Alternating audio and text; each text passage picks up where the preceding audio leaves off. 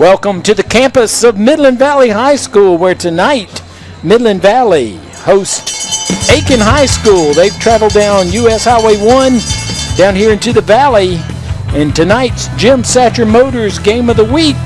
This is the pregame show. I'm Ed Gerardo, along with the coach Ken Brace and Aiken Standard Sports Editor. What is your name? Eric Russell.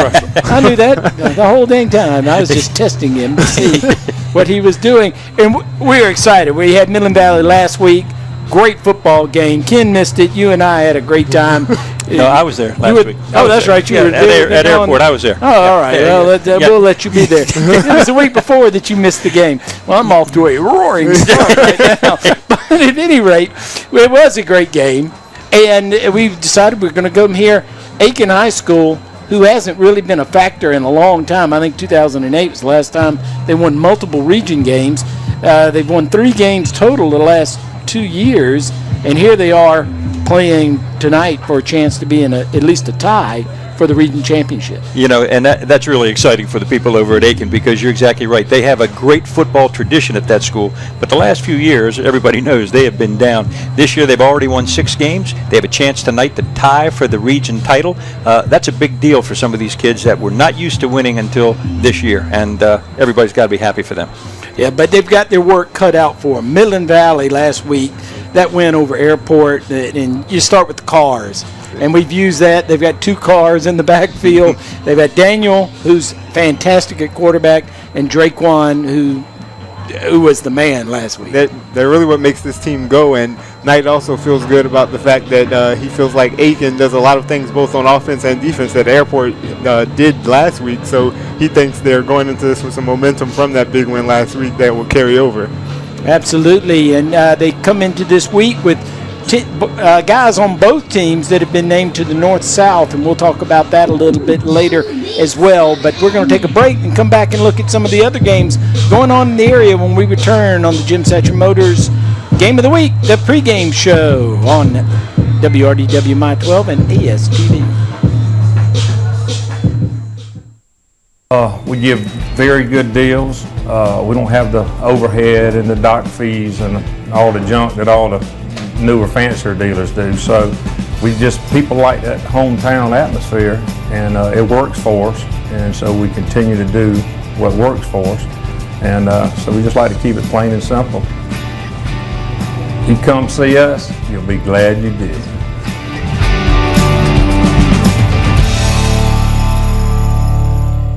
Weekends are for resting, relaxing, and recharging your batteries. A good weekend can also give you the time to catch up on business you couldn't get to during the week.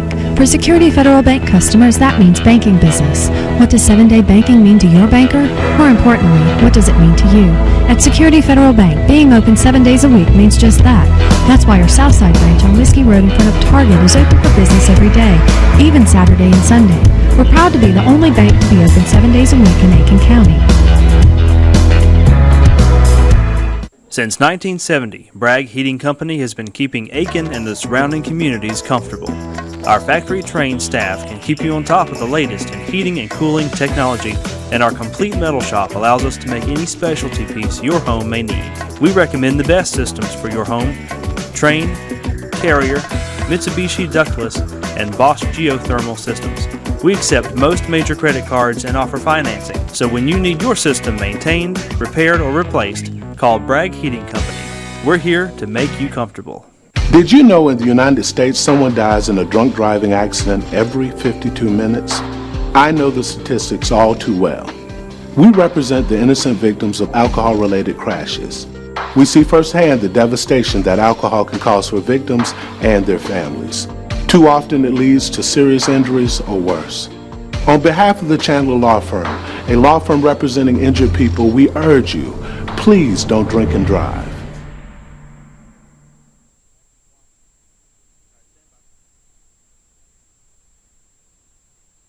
Welcome back. Jim Satcher Motors Game of the Week. Midland Valley playing host to Aiken, the Mustangs, and the Fighting Green Hornets. And we're looking forward to that game. But we've got some other good games with some pretty big consequences on the line as well. This one we're playing for a region title, and then again, Silver Bluff's at Barnwell, and that's a pretty big game too. That's a terrifically big game, and I tell you what, those two teams have got a history, and it's really kind of neat. They, as Al Lown said, Eric, I guess you talked to him this week, he said it used to be one of the biggest games in the state, and he'd like to see it to get back tonight. And I think they might take that step tonight. Both of these coaches, I really have a lot of respect for. You got Dwayne Garrett, who has been at 2 or 3 different schools, and all he does is win wherever he goes. And he built this program back really quickly because they've been down for the last few years. He's there now, very, very competitive. And Al Lown, one of the top coaches in the state year after year. I think it's going to be a heck of a football game. I know they're playing at Barnwell. I'm going to pick Silver Bluff anyhow. I think they'll come back in a close ball game and maybe even get the top seed in the region after this. The winner of this one will win the region title, and Lown and Barnwell and Garrick are both having their offense that runs the ball a lot, so you expect to see a lot of that. One of the things Lown said this week was the game was going to go quick, but he's expecting it to be physical up front. So that will really determine what happens in this game. Barnwell really got going after those early games where they stumbled a little bit. There was the debacle against Willis Stadium where they got shut out, but since then they've been rolling offensively, and they look to continue to do that this week against a tough Silver Bluff team. It's been a long time since the War Horses were significant, and good to see Barnwell back in it, but also good to see Silver Bluff after a little off year last year. Al Lown, what a job he does. All right, another big game, Lexington at South Aiken. Who would have thought that we'd be talking about South Aiken and the possibility of making the playoffs? Well, and it's kind of neat this year as opposed to last year. I think our teams are doing a little bit better. That's not us. Whoa. A little bit better getting ready for the playoffs, and I think we have the ability to have more of an impact in the playoffs. South Aiken, Tansy Richardson, I don't think he's been 100% for the last couple of weeks, okay? His number of touches in the backfield were way, way down. I think he'll be ready to go tonight. This is a big game for them. They can make a push to make the playoffs. My concern, as it was last week, was their defense, and I've talked to a few people. I'm not making excuses for them, but their defense is very, very young. And I think as the game goes on, the guys that are probably a little bit more physical have been able to take advantage of that fact. I think tonight, though, we're going to have a bit of an upset. Okay, I think South Aiken is going to win this football game tonight. I also picked South Aiken to win. They've been doing some good things in recent weeks offensively. Bowen Smith has had it going nearly every week there in the passing game, and with Tansy a little bit more healthy this week, expect to see his touches back up. And they also have Roberts, who is a very capable runner for them. And it's also a big game not only for playoffs, but you get Coach Hamilton going up against a former team. He was an assistant on the staff, so it'll be a big game for him too. He'll be looking to pull off an upset for sure. Yeah, South Aiken's history is after a big win like they had last week over White Knoll, they don't always bounce back real well the next week. So good luck, Coach. Go beat your old school Lexington. That would be great. All right, Hunter Connor Tyler is at Wagner Sally. And Wagner Sally's really come on. You think they can do this one too? I do. Now, I know they changed their offense partway through the season. They seem to be much more effective doing that. I think they're running the wing tee, and they probably are enjoying that offense a little better than they did before. HKT beat them 44-6 last year. I don't know if they can make that big of a turnaround, so I'm going to say HKT in a close one. I do like what Wagner Sally's doing, but they just might come a little short tonight. This is my other upset pick for the week. Okay. I've got Wagner Sally winning this one. When I spoke with Fox earlier this week, he was very pleased with the way his team has been going, and they competed really well with a couple of those bigger teams in the region that they played against, and he felt like they put up a little bit of a better fight than HKT did against some of those teams. So he feels like talent-wise they have what it takes to get the job done, and we'll see how it goes for them out there. 2 upset picks in a row. All right. On fire this week. He's on fire. North Augusta is at Irmo, and I don't know, the Yellow Jackets just put up a shut-up time for them. Well, it really is, and I've been at a loss the last few weeks to try to get a handle on this team. I still think they're better than what their record shows, okay? They got Landon Washington back last week from an injury. He had a good ball game, but they just haven't had the firepower that we've seen in the last few years. Rashad Bird, very inspirational. He's got to inspire the defense tonight. Irmo, even though they don't come in with a big winning record or anything like that, they're always a good football team. I think North Augusta is going to pull. This is my other upset. I think they'll win the ball game tonight. 3 in a row. I don't know how much of an upset this one would be, but with the way North Augusta has been playing recently, certainly they'll be looking to get a big victory here. And they have the talent, as you said. In the recent weeks, they've been kind of in a rut because of the injury to Landon. But on the road, they should be able to still pull out with the offense and defense there. By the way, both of these teams are Yellow Jackets, and when I refer to the Yellow Jackets put up or shut up, I'm talking about North Augusta, not Irmo.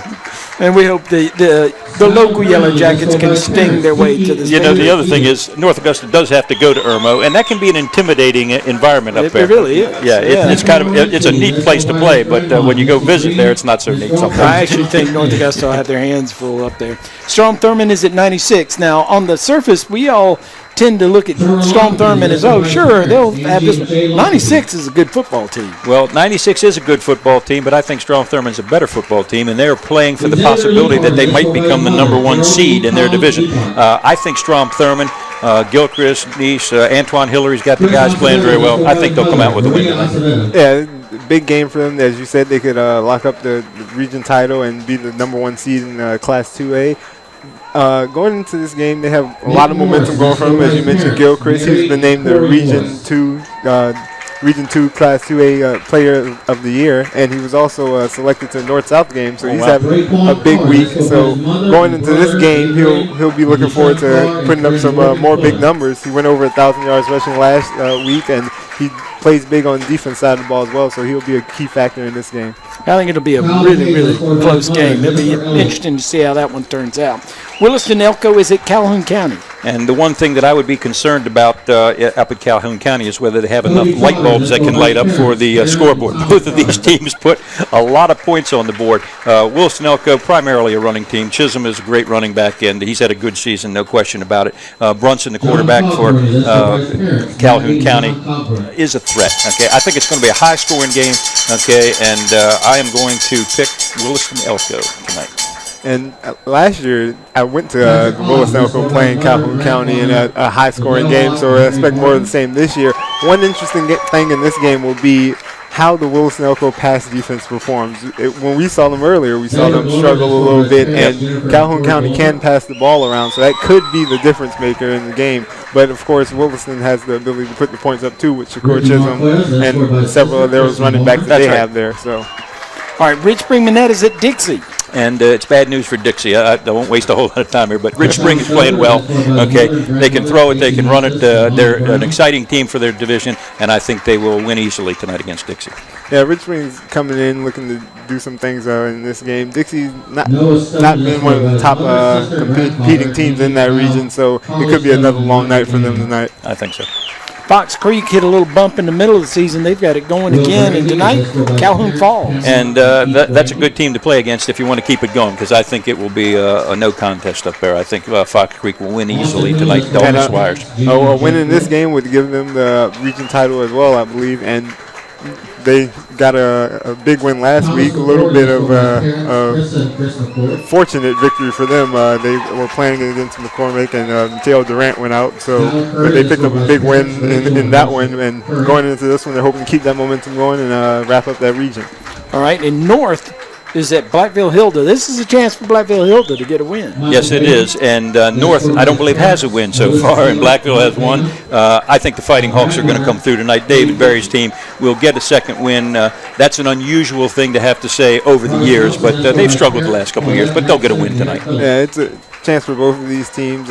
North looking to get their win. It's probably not going to go their way, but North does still have another game also, but it's against Wilson Elko, so they may end the season with that 0 in the win column, but I think Blackville Hilda will pull this one out. Yeah, and I feel for the team that goes over, okay? You talk to a lot of football coaches, and they say you really find out how much you love football and love kids if you put up with a season where you don't win any. Now, speaking for Ophir, now, are you going to catch Kyle and Larry in the Aiken Standard group? I think I have a couple of weeks left with going into the playoffs with some of these games, but I've dug myself a little bit of a hole. But I think my upset picks this week are solid. We'll see if get two back. We'll see if Eric can catch up with. Larry's got a 1-game lead on Kyle, and congratulations to Larry Taylor, who in our fantasy football league beat me and changed the name of his team to I Beat Ed. Are we really going to talk about fantasy football? Just made my week. Just really good. 0-6, and he beat Ed. All right, we're going to take a break, and we're going to talk some more about tonight's game of the week between Midland Valley and Aiken High School, and we return on the Jim Satcher Motor Game of the Week on ASTV and WRDW, My 12. Hannah Red, escort by parents, Jennifer. Tyler's Tire and Auto Center, founded in 1963, family-owned and operated for 50 years and dedicated to customer service with safety of your family, our top priority. Tyler's Tire is a full-service tire retail, tire repair, and automotive repair facility with ASC certified mechanics. Located in 2 locations, 1019 Richland Avenue West and 1518 Whiskey Road. Let our family take care of yours. Tyler's Tire and Auto Center. You've heard of 6 degrees of separation? In Aiken, it's more like 1 or 2. It's a rare day that I don't go to a grocery store and see a former patient, their mother or father, or son or daughter. That's the nature of practicing medicine in a relatively small town, especially emergency medicine. But that's exactly what got me into practicing medicine in the first place, making that personal connection and helping people I know. People you know, healthcare you trust. Aiken Regional Medical Centers. Late for work or school again? Autotech can get your car or truck running smoothly in no time. Whether late model or classic, domestic or import, Autotech can get the hums and hisses out of your vehicle. Their state-of-the-art computer diagnostics can identify your problem and get you on your way. Bring your automobile today to 460 Silver Bluff Road across from Hitchcock Plaza. Autotech, mechanics you can trust with your family's safety. You can smile. I love to smile. I was so pleased that I could get all of my dentistry work done in just one visit. You can smile. Painless. That's how I would describe it. Here at the Center for Dentistry, it has been a wonderful experience. With the comprehensive nature of this office, this one office, I can bring my family here and we can have it all done at one place. You can smile. Center for Dentistry, 1391 Silver Bluff Road, Aiken. Calling all college football fans, Unique Expressions has everything you need for game day, including collegiate apparel, accessories, tailgating items, even Yeti coolers. Shop a variety of South Carolina, Clemson, and Georgia gear. We have something for every fan. And that's not all. Unique Expressions offers on-site embroidery, vinyl lettering, and an array of personalized gifts. Find the perfect gift for any occasion and shop brands like Spartina, Vera Bradley, Woodley Pulitzer, Jack Rogers, Simply Southern, Tyler Candle Company, and so much more. Stop in today. Unique Expressions, 1521 Whiskey Road in Mitchell Shopping Center in Aiken, South Carolina.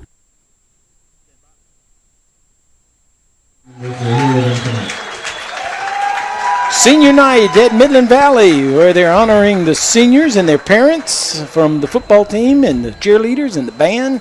And they're getting ready for maybe the biggest game in a long time here at Midland Valley is the chance to play Aiken High School and the region on the line. It's going to be a big football game tonight. In Midland Valley, it just all starts with Daniel Carr, and he's a remarkable player to watch. He really is, and we've said this over and over. We've had this team, 4 times this year, I think, on the Game of the Week, and every time we see him, he does the same thing. He makes amazing plays out of nothing, all right, and he just scares the defenses to death. It's a good thing that it's not tomorrow, because if he was playing this game on Halloween, they could really have a problem with him, because they'd think they're just playing against a ghost, because he's there, and all of a sudden he disappears. And as good as he is, last week our player of the game was Draquan Carr, his cousin, and that run at the end of the first half for a touchdown that was 65 yards or so, maybe 69, I can't really remember, with the stiff arm at the goal line and stepping over the player and into the end zone for the touchdown. Then he comes back and opens up the second half with another 60-plus yard run, and what a night for him. And he was remarkable too. Yeah, he found his stride in that time that Daniel was out because they really relied on him, and it carried over to when Daniel came back as well, much to Knight's pleasure.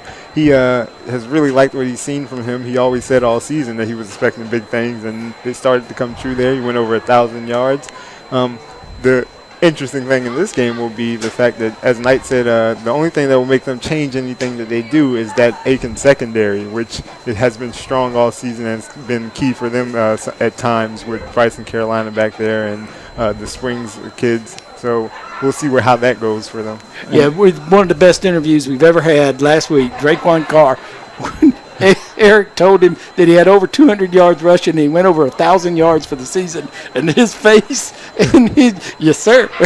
He was an excited kid. That was great. It's fun to see him be that excited. Aiken, on the other hand, a lot to be excited about it. Aiken, 3 wins in the last 2 years. This year they've got, six so far. They're going for their 7th chance to be in the playoffs. It's a good turnaround, and it's not because they don't have good players. They've got some great players in the backfield, too. They sure do. Their quarterback, Jones, and Sanders, the running back, the primary running back, they've both been outstanding this year, and they've got to have a good ball game again tonight. And they're not the quarterback, Jones, is not quite as explosive as Daniel Carr, but he's pretty doggone good. And once he gets loose, I don't think they'll be able to catch him. He's got some speed, too. And Sanders, he's just a load. He loves to play. He's a powerful runner, and he enjoys not only hitting people, but he enjoys scoring, too.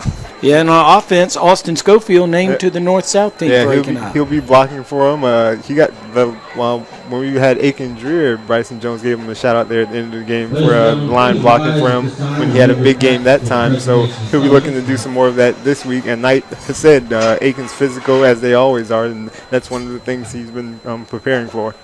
On the Midland Valley side, they had 2 players named to the North-South. Daniel Carr named as a wide receiver, which is interesting enough in its own right. And then Xavier Leapard on defense. He was named as a defensive back instead of a linebacker, and he plays both ways, and he's a great football player, too. Yeah, he is. And, Rick Knight has used him as a safety. He's used him as a linebacker, uses him on special teams. An outstanding football player. Another kid that I like on defense for them is Michael Bainham, who really has done a nice job on the defensive line. Yeah, and Tank Williams got the best name of all the players on the defensive lines that we've seen. A guy named Tank, he's got to be good. Let's go down to the field for tonight's national anthem.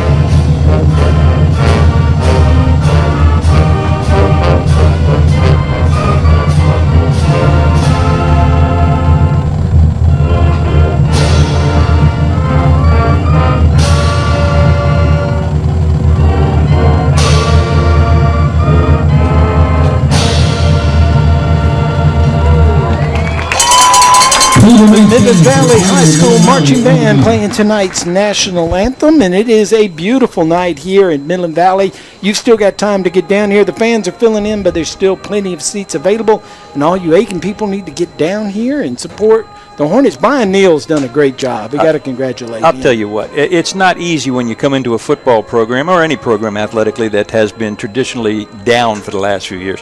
He comes in, first couple of years, they struggled, there's no question about that, but it takes a while for the kids to get to know you and for you to get to know them, but he has done a remarkable job, and you got a guy that's only been there for 3 years, and he has turned this thing around. They are playing very competitive, and they're playing his style of football. I've been out to his practices a couple of times, and I'm very impressed by the detail that he brings to his coaching style, and does a good job. And Coach Neal comes in from outside of the area, but on the other side of the field, we have Coach Knight, who's been in Aiken County for a long time. Was at Silver Bluff, ends up over here. He's done a remarkable job as well. And he has done a very good job here at Midland Valley. He's been around for a long time.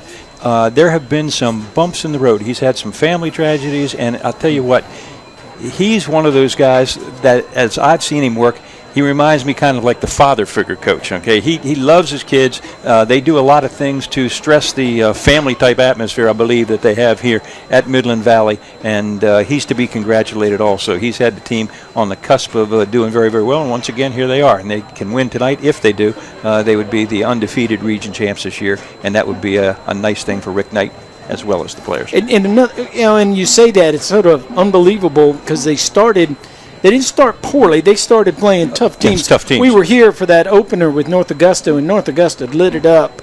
And that was just North Augusta having a really, really good night.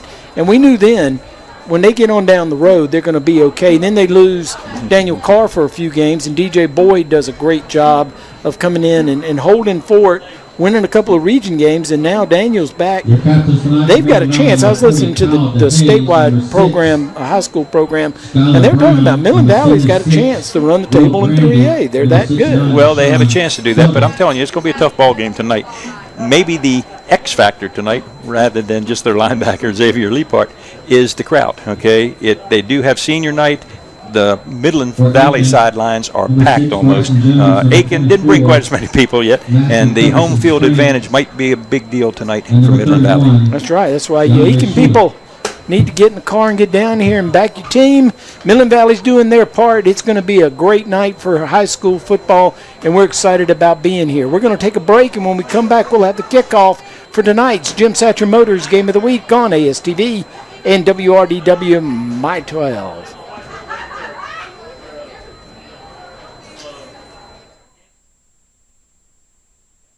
At Specs Vision Center, we are focused on total eye care. Be it our large selection of designer frames, latest and contact lenses, or our great sunglass collection, we have just what you are looking for. Our doctors offer years of experience and use the latest technology to ensure a comprehensive eye examination.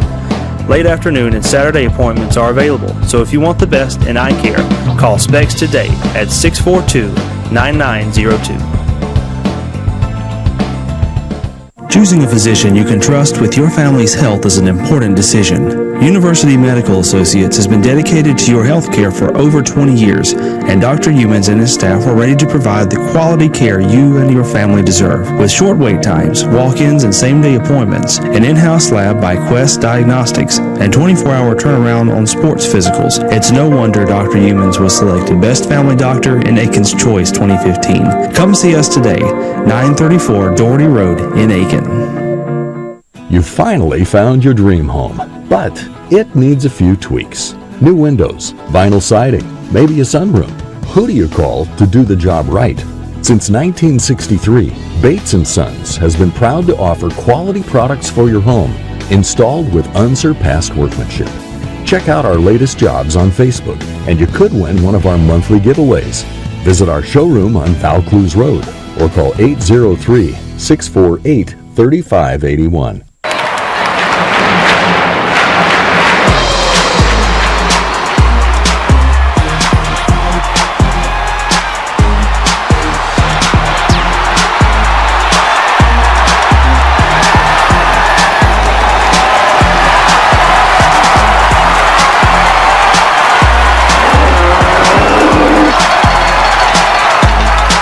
Half lemonade, half ice cream. Frosted lemonade, starting at 240 calories.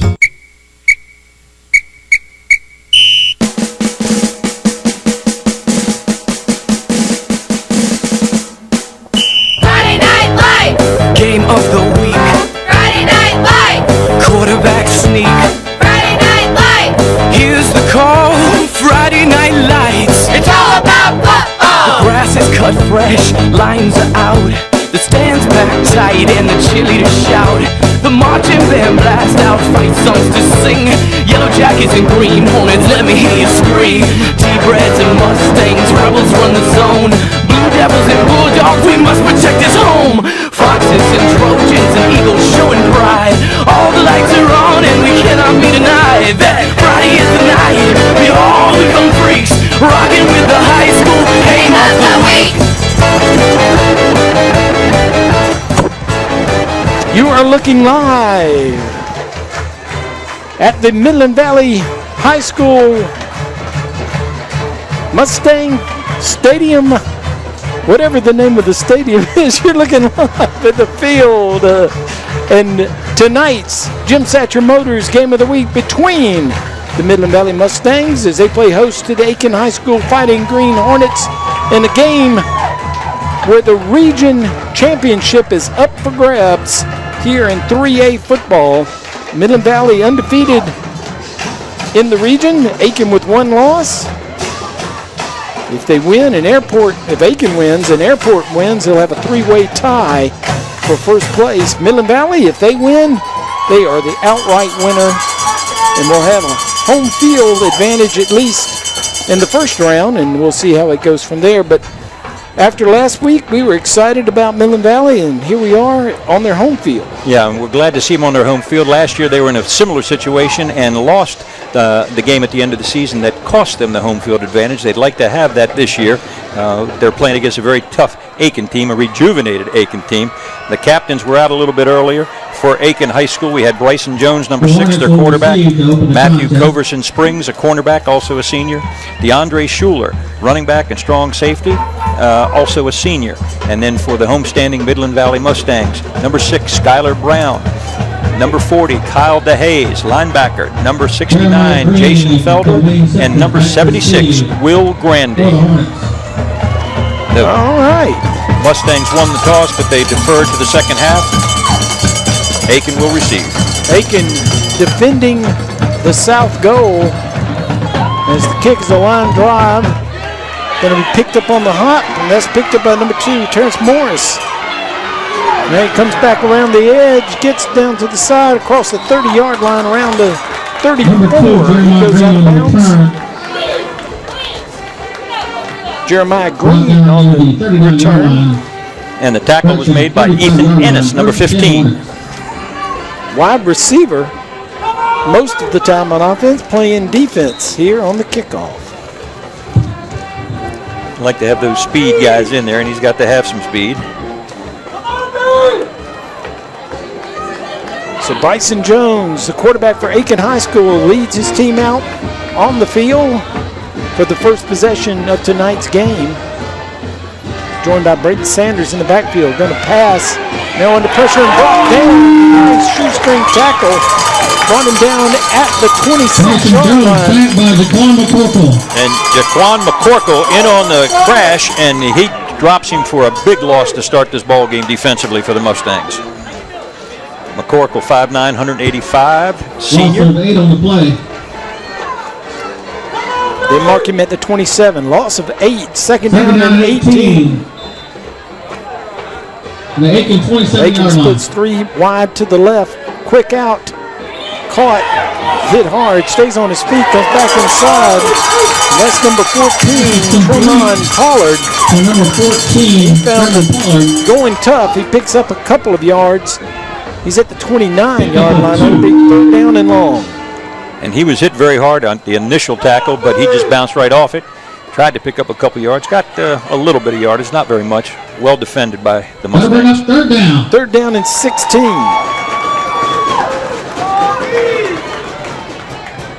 3 split wide to the right, 1 to the left.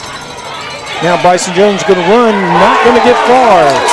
Got across the 30 to the 31-yard line, and McCorkle again makes a big tackle. That was a nice open field tackle, and that's 2 big plays right off the bat for Jaquan McCorkle.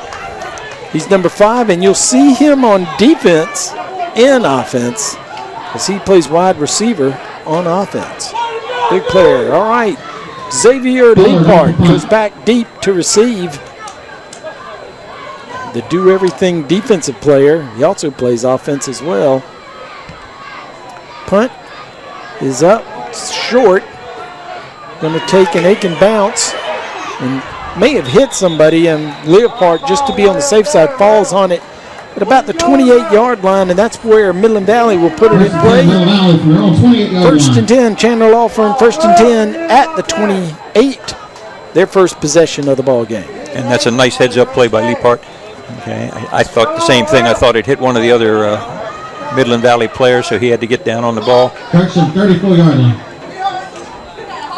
They're going to say it was touched by an Aiken player at the 34. That's the only reason they would bring it all the way up to the 34. So it didn't touch. Well, it did bounce off number 7. I think that's what Leapart saw. But the Midland Valley player didn't touch it until after the player from Aiken.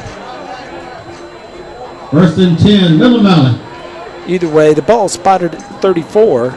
Chandler Law Firm, 1st and 10. Daniel Carr brings his team out. The officials discussing the situation amongst themselves. They're finally satisfied, and we're ready to play football.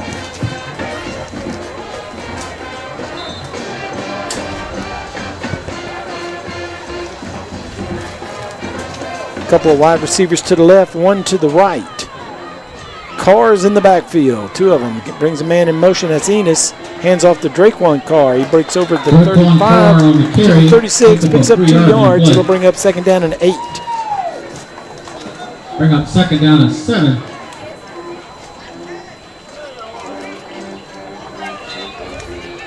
The Mustangs 37-yard line.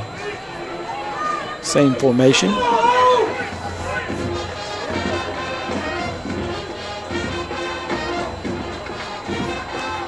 Now Daniel Carr going to keep. Now he's in trouble, and he's brought down from behind. Near the 25-yard line. Schuler came in and hung him up, and while he was hung up, he was laid out to dry by Aiken. Big loss on the play. It's going to bring up 3rd and long. He's all the way back to the 29-yard line. We've seen him get out of that a lot of times, but there's too many people there that time, including Kier Fuel, who is one of the best defensive linemen in the county. 3rd down and 16. Back to pass, looks out in the flat. Now he's under pressure. Now he's going to throw it out there. Did have a man, that's Leopard, who was out in the flat. Probably the best thing to do is for it to be thrown away, incomplete, no grounding, and it brings up 4th down. If he catches it, he's not going anywhere. No, he was well covered. Both defenses dominated here in the first series. Both offenses went backwards. So we talked about McCorkle going both ways. He also punts. And he's back to punt for Midland Valley. Runs up, avoids the rush, hangs it up a little bit, takes a little hop. Now takes a hop, and he may have hit Aiken. Now they dive on him. They're going to say it touched the deep receiver for Aiken. Back for Aiken was number 5 for 9. Simpkins, who we've seen return a punt this year for a touchdown. Yeah. It touched him. It took a funny hop. He needs to get out of the way. And that's a huge break for the Mustangs. And you're right, we've seen Romaine Simpkins just do some outstanding things this year. Should get a look at it here. Yep. Well, and I agree with you. He should have just gotten away from that football. Chandler Law Firm 1st and 10 at the 30. Now going up in the air. Caught by Stefan Morrissey. Morrissey stretches out over the 25 to the 24. That's going to be good to move the chains as the pickup is 16 yards. And we talked about the Aiken secondary. They played very well during the year. Stefan Morency has been an outstanding receiver all season for the Mustangs. Makes a nice move after the catch here. Big play. Good for another Mustang 1st down. So Morency makes the first catch of the evening from Midland Valley. He's their go-to receiver. Now here's a handoff to Draquan Carr. He finds a little room, gets over the 10 to the 8. Draquan Carr on the carry. That'll be a pickup of about 6 yards. Brought down at the Hornets 8-yard line. 2nd down and 4.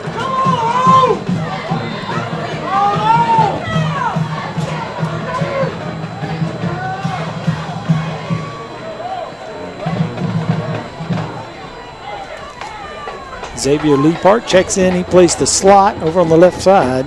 2 split wide to the left, 1 to the right. Carr's in the backfield. Fakes the handoff, looks over the middle. Now drops back, scrambling. Gets around that right side, throws it back behind him. Touchdown! Midland Valley, Xavier Leapart. And that's the Daniel Carr effect. That is exactly right. He was able to elude 3 on-rushing defenders. bought some time, and Leapart, who started lined up on the left, came all the way across the field, wide open. Okay, perfectly thrown pass, touchdown. Big break led to that touchdown. Sometimes you get breaks and don't make them count. The Mustangs certainly did this time. Extra point tries up. Good. Midland Valley 7, Makes the Aiken extra 0. point, makes the score 7-0 as Midland Valley takes their early lead here in the first quarter over Aiken High School. We'll be right back. We've been selling vehicles in this building since '48. Everybody likes the old atmosphere. We have old pictures of Granddaddy and Daddy and the old license tags and a lot of memorabilia from over the years. So people feel at home when they come up here. But right here in this very building, we started and we're here now. You come see us, you'll be glad you did.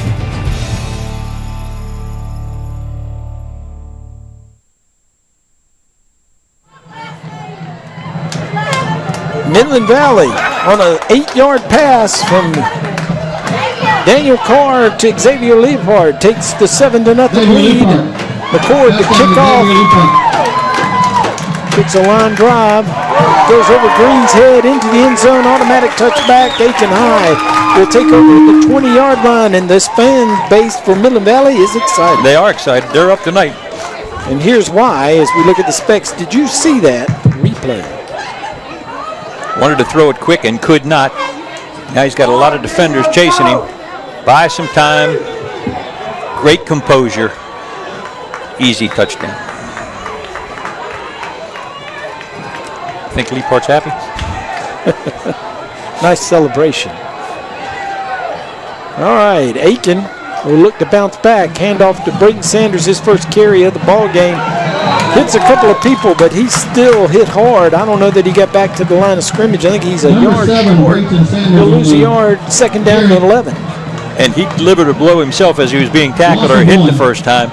But then as he was bouncing backwards, he got clobbered. Good defensive stand right there by the Mustangs.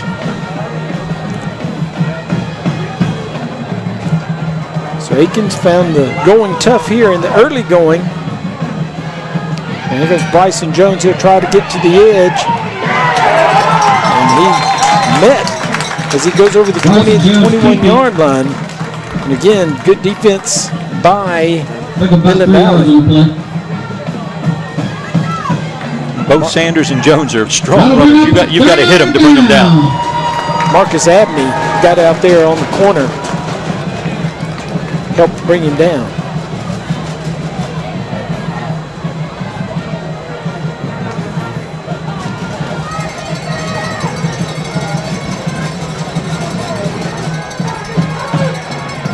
Three split wide to the right, one to the left. Back to pass. Jones sprints to his right. Throws it. Throws it high. They're going to call it incomplete. It's going to bring up fourth down. And another punting situation for Aiken. 2 threes and outs. And Midland Valley's come to play defense tonight. They sure have. They look very good on defense so far. And in fact, Aiken looked very good on defense until they gave up that fumble, and then just in a short field, the Mustangs were able to take it right in. Back to return.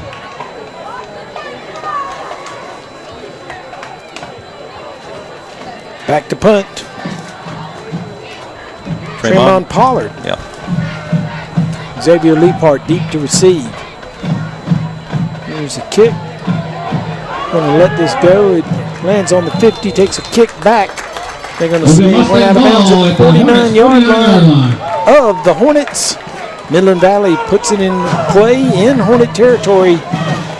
Chandler Law Firm first and 10. Don't forget, Acura Augusta Honda Cars of Aiken are proud sponsors of your local high school football games. We're going to give you the opportunity to win a brand new Honda Civic. Kick the field goal from the 30-yard line. The car is yours for one entire year. Or kick it anywhere on the field and get $100 cash tonight. 2 split wide to the right, 1 to the left. Daniel Carr with Draquan Carr right beside him. Hands off to Draquan. Draquan gets to the edge.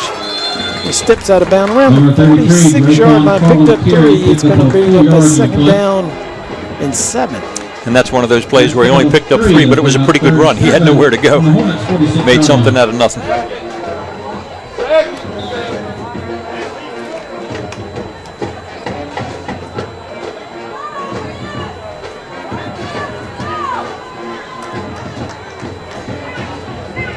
Midland Valley takes their time. No play clock here in Midland Valley. And this time, Aiken High School has a bum rush of 3. Take Draquan Carr down. They'll say his forward progress was the 50-yard line. He lost 5 yards, 4 yards on the play. 3rd down at 11. That's an outstanding move by number 7 up on the defensive line, and they just got smothered. Nowhere to go, and Aiken is bringing it on defense.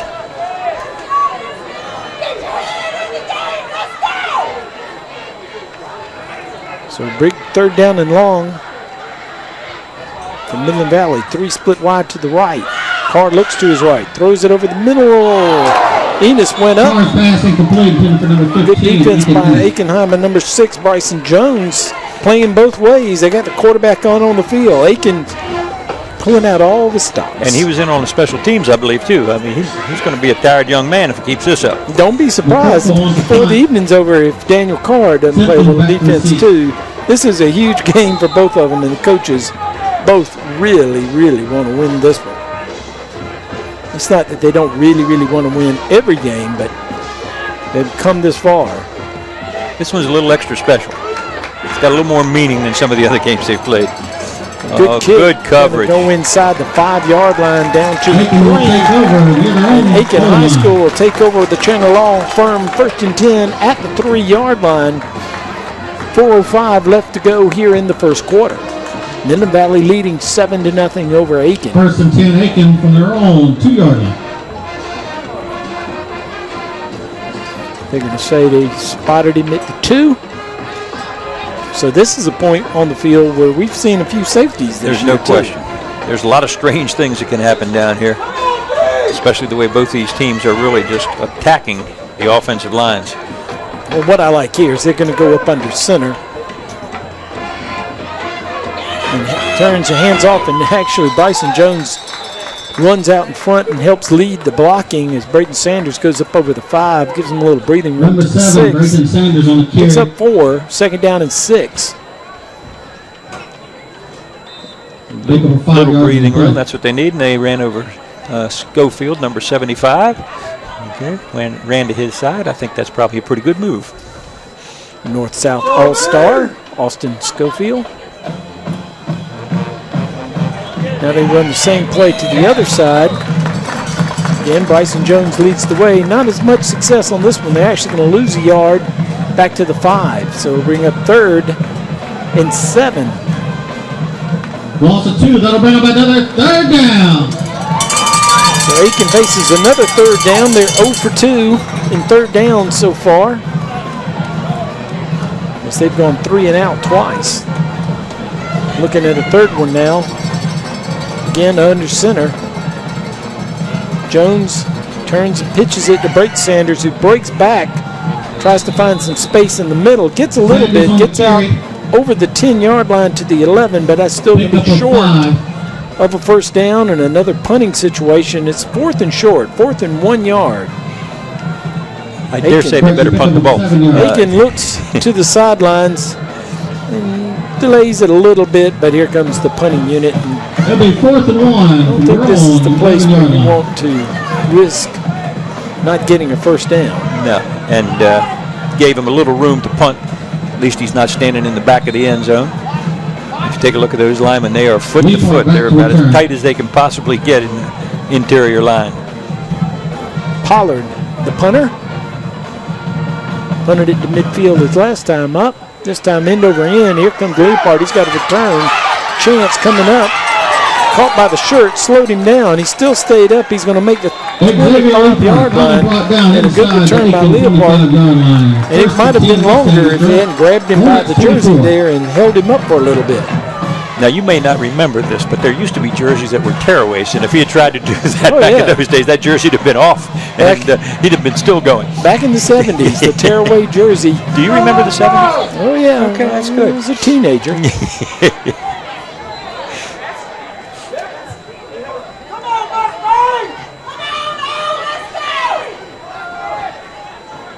All right, Midland Valley lines them up. Great field position. Last time they were at this spot on the field, they went in for 7.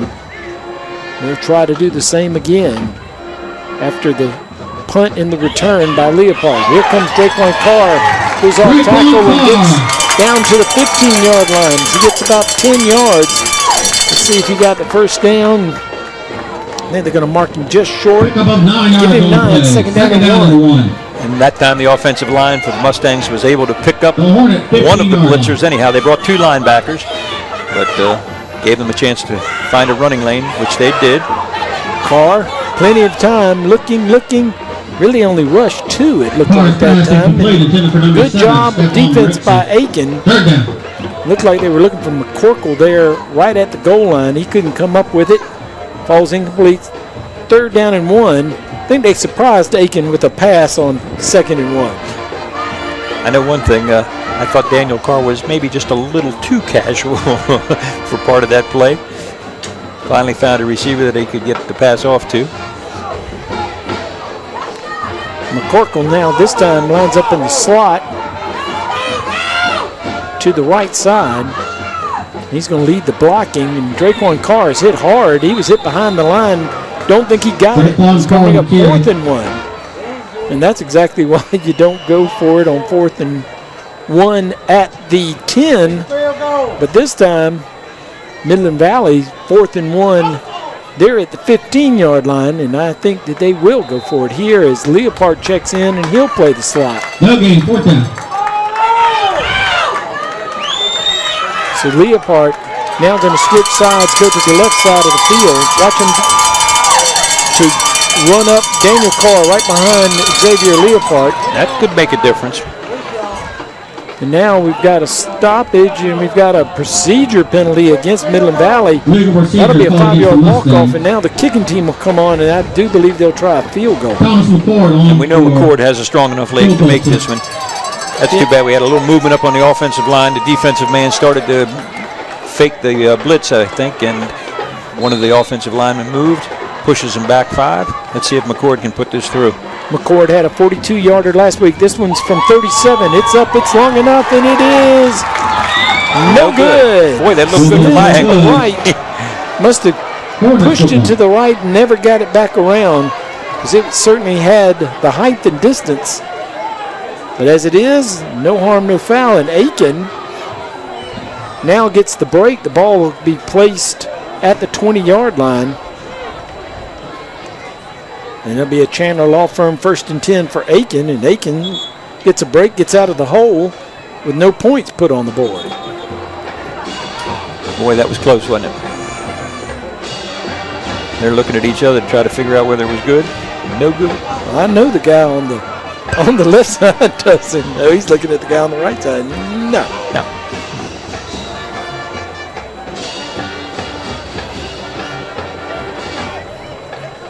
Again, beautiful night here in Midland Valley. If you're watching us, get in your car and come on out and join us. Still some seats available.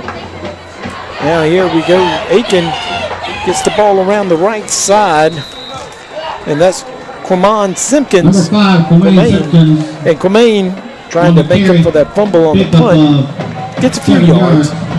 Again, he's one of the faster players on this team. He picks up 6, 2nd down and 4. Aiken has not had great field position early in the ball game, and I think once they get just a little bit more, maybe they're already there. I think they'll loosen it up a little bit. We'll see Bryson Jones throw the football also as we move to the 2nd quarter. That's it for the 1st quarter. We change sides of the field. We'll change with them. We'll take a break. In the Jim Satcher Motors Game of the Week on ASTV and WRDW My 12. Weekends are for resting, relaxing, and recharging your batteries. A good weekend can also give you the time to catch up on business you couldn't get to during the week. For Security Federal Bank customers, that means banking business. What does 7-day banking mean to your banker? More importantly, what does it mean to you? At Security Federal Bank, being open 7 days a week means just that. That's why our Southside branch on Whiskey Road in front of Target is open for business every day, even Saturday and Sunday. We're proud to be the only bank to be open 7 days a week in Aiken County.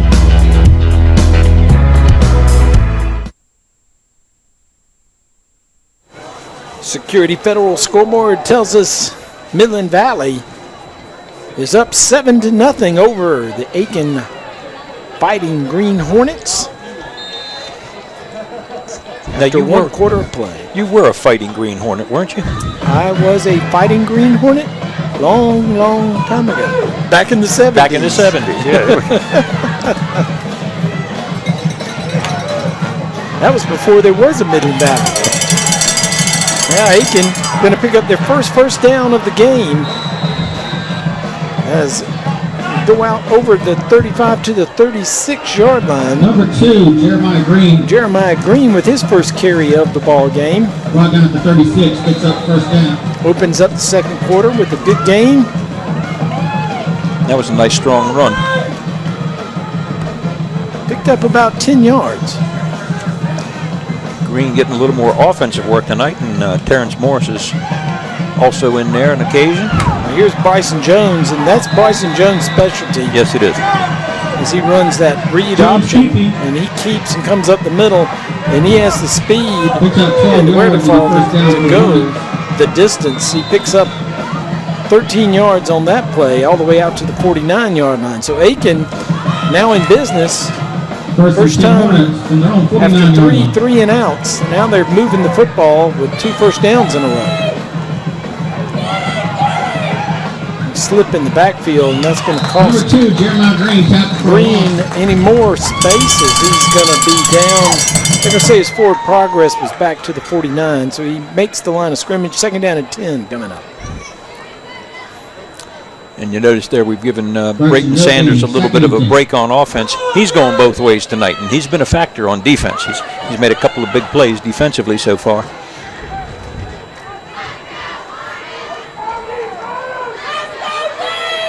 He is one of the more physical players on this field tonight.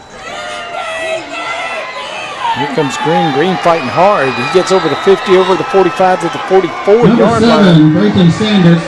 And that's Brayton Sanders back in the game, number 7. And Sanders looks like he should be pitching for the Mets, doesn't he? With the long hair. That brings up 3rd down.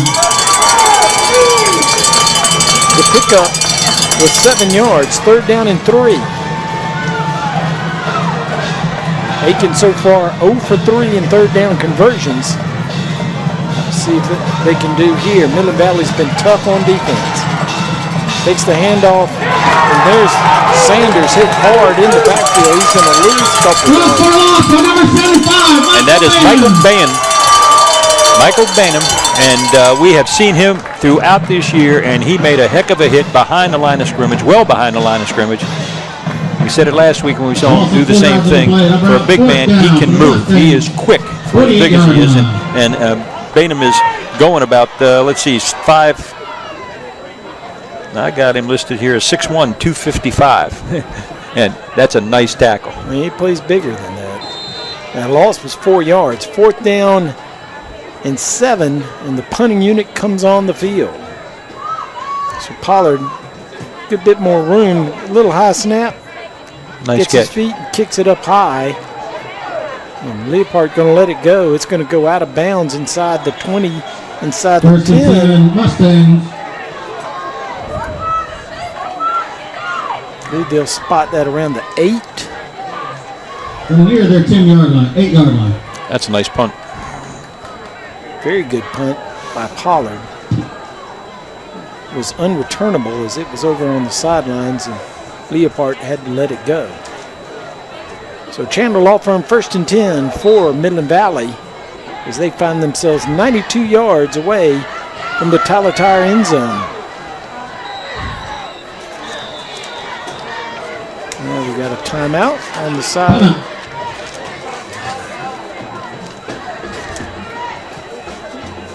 Actually, I believe Midland Valley lined up off sides. Flag on the play. So that'll be a half the distance walk-off, 4 yards to the 4. Procedure on the Mustang. So it'll be still a Chandler Law Firm first down, but now it's 1st and 14. And now we'll see how they can handle the situation where they're deep in their own territory. Dangerous position. Timeout, Mustangs. Now the Mustangs going to take a timeout. That's our first Bragg Heating Company timeout of the game. We'll take it with them. You're watching the Jim Satcher Motors Game of the Week on ASTV and WRDW, My 12. And a proud supporter of the Midland Valley Mustangs.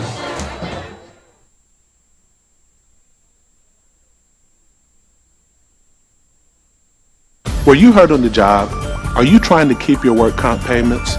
Do you feel like no one is listening? Your employer, the company doctor, the insurance company?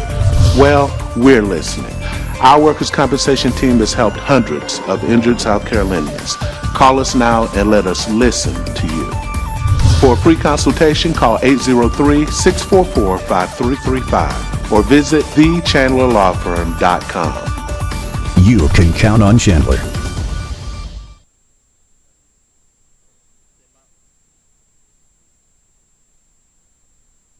To the end of tonight's ball game for the Center for Dentistry. MVP will be naming our most valuable player of tonight's ball game when we wrap things up. And before we get out on the field, let's go down to the sidelines where we have our first Auto Tech sideline report. Eric Russell. What do you have, Eric? Hey, and I have Barnwell leading 7-6 after one over Silver Bluff, and North Augusta and Irmo in a 0-0 tie after one. All right. Thank you, Eric. And as we expected, that Barnwell game is close, 7-6. Carter's pass incomplete, intended for Ennis. First pass was intended for Ethan Ennis. Ethan made some big plays last week for Midland Valley at wide receiver. This is going to be an important play right here. Look at Brayton Sanders, number 7, going both ways. He's been in the backfield. I would expect to see a blitz this time coming out of the Aiken team, and that could be problematic. They've had some penetration early in the game. You got to be careful with Daniel Carr. He's going to hand off to Draquan Carr. He's going to come forward. Draquan Carr on the carry, pick up of 3. Looks like he picked up 3 to the 7-yard line. So it's going to bring up 3rd and long. 3rd and a long 11 for Midland Valley. And do you risk putting it in Daniel Carr's hands and let him run around in the end zone? He's in the opposite Tyler Tire end zone going that way. Aiken's been pretty successful at containing Daniel so far. He drops back, waits, pressure's coming, runs away, and now he's gotten to the side. And they push him out of bounds. He gets over the 10 to the 12, but that won't be far enough for a first down. Good job by Aiken to contain it. You know, I think maybe any other quarterback in the county might have been sacked back there that time. Carr is amazing. And it's not a first down. It's not a huge play, but that's pretty special. Last week, he gashed him for big yardage on that play. Makes people miss. Aiken's doing a good job. Once again, Simpkins is back around his 50-yard line, waiting for the punt from McCord. McCord gets it up. It's going to bounce. That's interesting. Simpkins was standing right where the ball landed, around the 48-yard line, but he backed up past the 50, and the ball takes a bounce and comes back into Aiken territory. Still very good field position to start this drive. 43-yard line. Chandler Law Firm 1st and 10. And I'm sure the coaches don't want him taking chances. 1st and 10. Handoff, this is Green. Green runs hard, gets over the 50 to the 49-yard line. Green on the carry. So he picks up 8, 2nd down and 2. The 49-yard line. Pick up of 8 yards. Green looked good on that. He sure did. Speed. Hit the hole very quickly. 2 split wide to the left, 2 to the right. Now here comes Green again. Green's going to get the first down. Green again on the carry. As he goes up to the 46, Pick down up to the 46-yard line. First down. First and 10 Hornets. Into Mustang territory now. The Hornets Mustang, pick up another 46-yard line. first down. That's their third first down of the first half. And we can see Green just a little nicked on the ankle, it looks like. Taking a little break. He's been giving Sanders a break. Sanders, as we said, going both ways.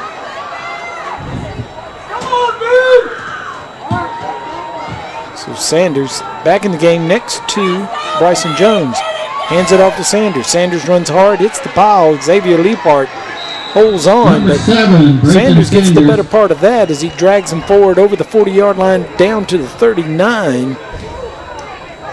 And that's going to be a couple of yards, 3 yards short of the first down. Second down, 39-yard line. And Sanders a much bigger running back than Green. Green has the quickness, and he's tough. But Sanders is tough, quick, and got a little more size to him. Now a little movement up front for Midland Valley. And I believe Midland Valley is going to be offsides unless they were drawn off. That was Curry, Skylar Curry. First down, Aiken. Was over the line of scrimmage, and that becomes an automatic offsides once you break that plane.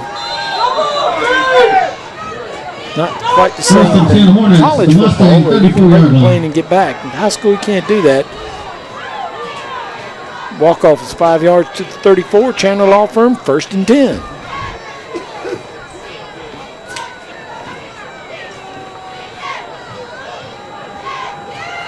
Bryson Jones fakes the handoff. This time, Midland Valley was ready, and Xavier Leapart comes through and knocks Jones over the top of the pile. Lost a yard. And Skylar Curry was in on that tackle also. Both teams have been able to get some penetration tonight and made the offenses look bad on occasion. That was one example of that. Nowhere to go. Loss of 2, back to the 36-yard line. Second down and 12.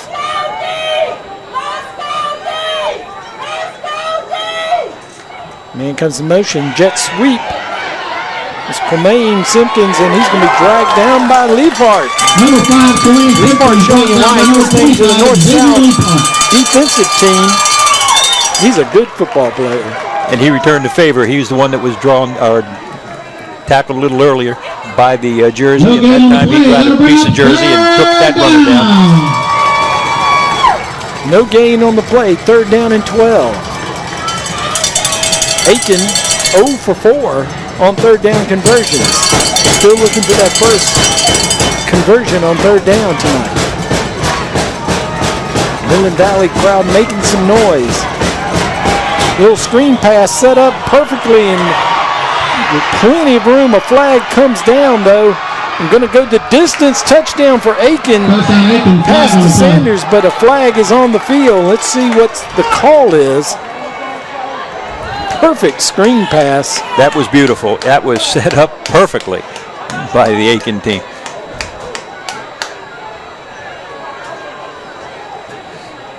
And for the reaction there. Simpkins limps back. You got to believe that that's going against Aiken. Yeah, his reaction was, oh no. That was a beautifully executed football play. Here's the call. Illegal push in the back is the call against Aiken. A personal foul against Midland Valley. So you had 2 penalties on the play. You had a penalty for a push in the back against Aiken, but a personal foul against Midland Valley. Let's see if it was roughing the quarterback. It's offsetting penalties.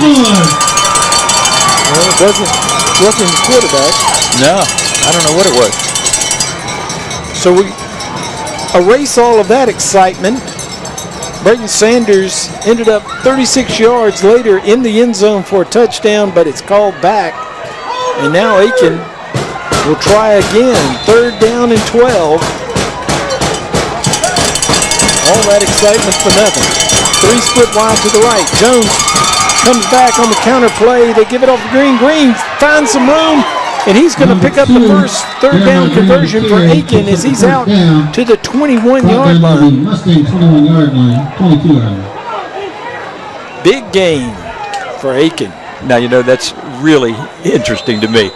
They run a perfect screen, okay, and score a touchdown. They know the pressure is still going to be coming. The people up front for Midland Valley are just firing off the ball, and they run a beautifully executed draw play and pick up the first down. 2 great football plays in a row by the Aiken team. Little sprint draw, picks up 15 yards.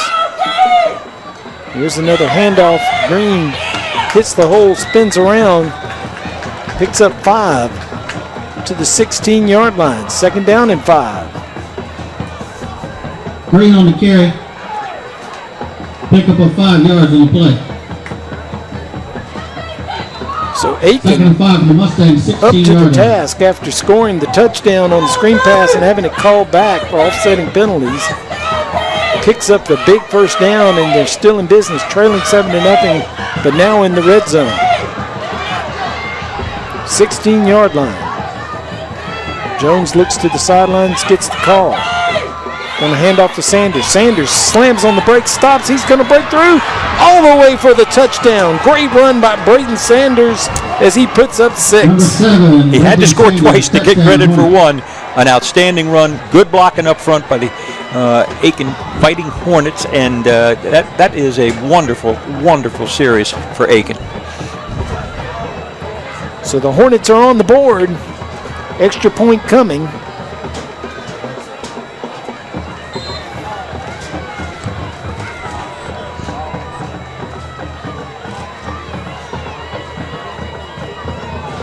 Snap is down, kick is up. And it's good. Number 15, Austin And the McKay's kick Hornets is good.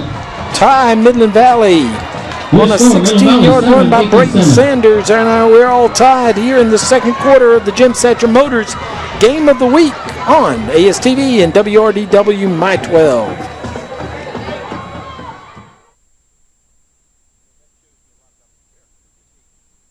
Tyler's Tire and Auto Center, founded in 1963, family owned and operated for 50 years and dedicated to customer service with safety of your family, our top priority.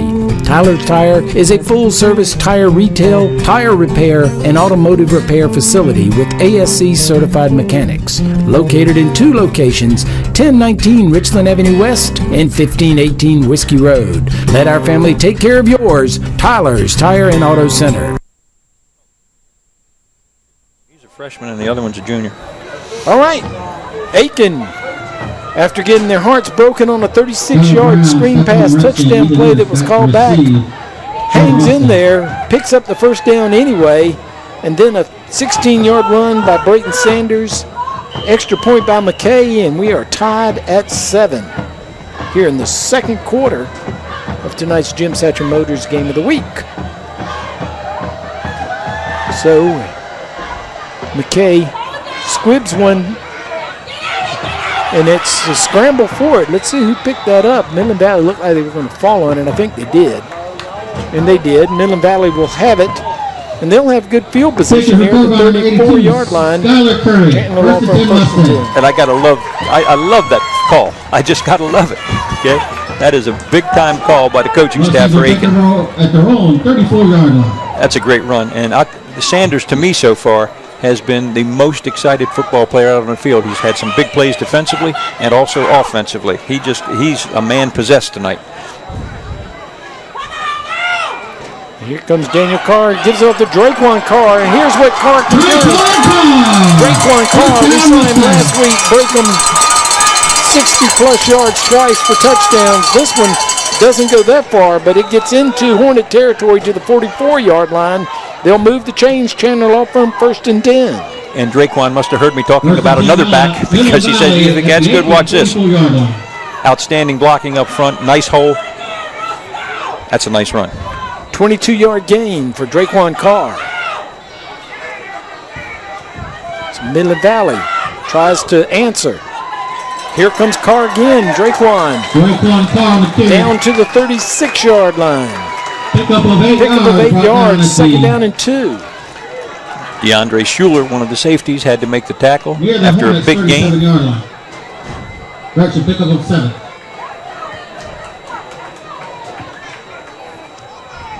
Draquan finding room right up the middle on those 2 plays. Last week he was going off the right side and making big gains. This time, nowhere to go. Aiken was ready for that one. Big number 55 for Aiken High. Came up, that's Everett Prince. And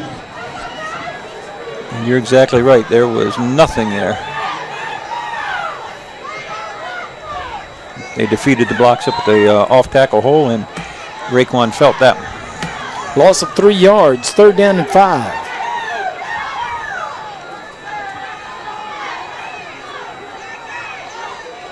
Back to pass. Throws it, has a man over the middle. Now he's in the open. Going for the touchdown. DJ Boyd puts Midland Valley back on the board, back on top.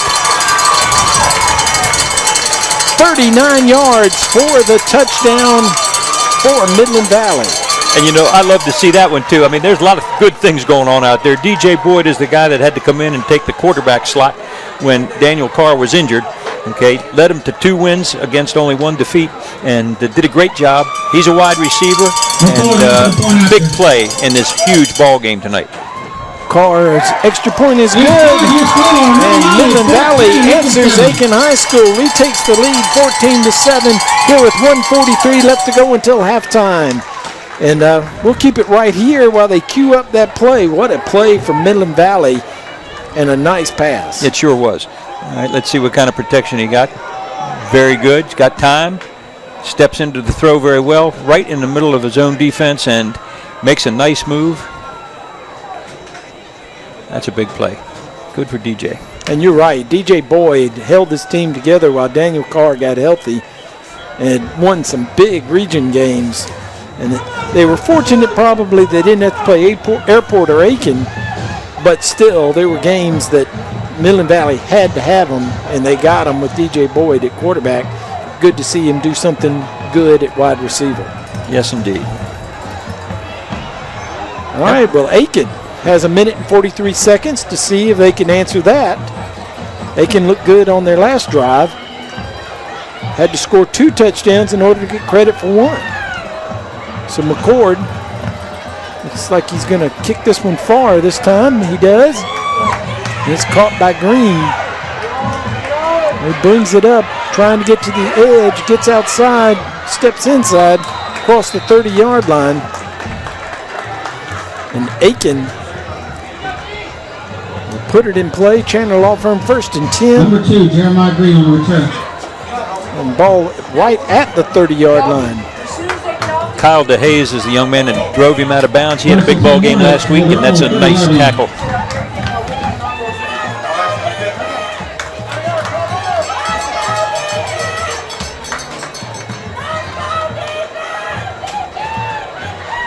Empty backfield.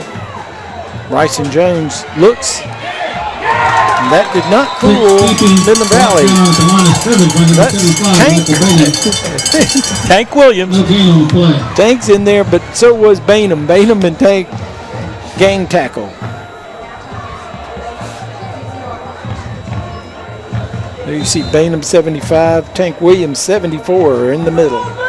And Xavier Leapart in the middle. That's a pretty strong defense right there. There's a pass by Carr that skips, not Carr rather. Jones skips a pass intended for Terrence Morris. And they had a man open. Looked like they had that play on the previous play also. It also looked like a receiver would be open if they threw it to the right. That time they do. Okay, just a little underthrown. So 3rd down and 10.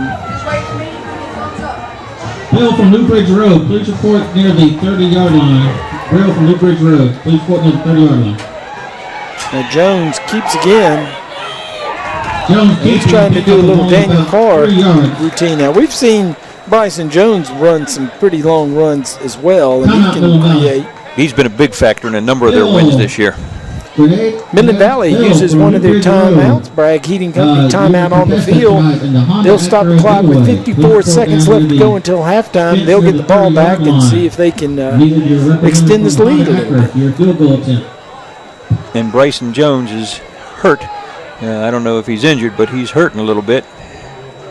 Either got stepped on or has a cramp. I'm not quite sure which, but he needs a little break. He's smiling about it, so it might not be too bad. We've seen him play defense as well. Yes.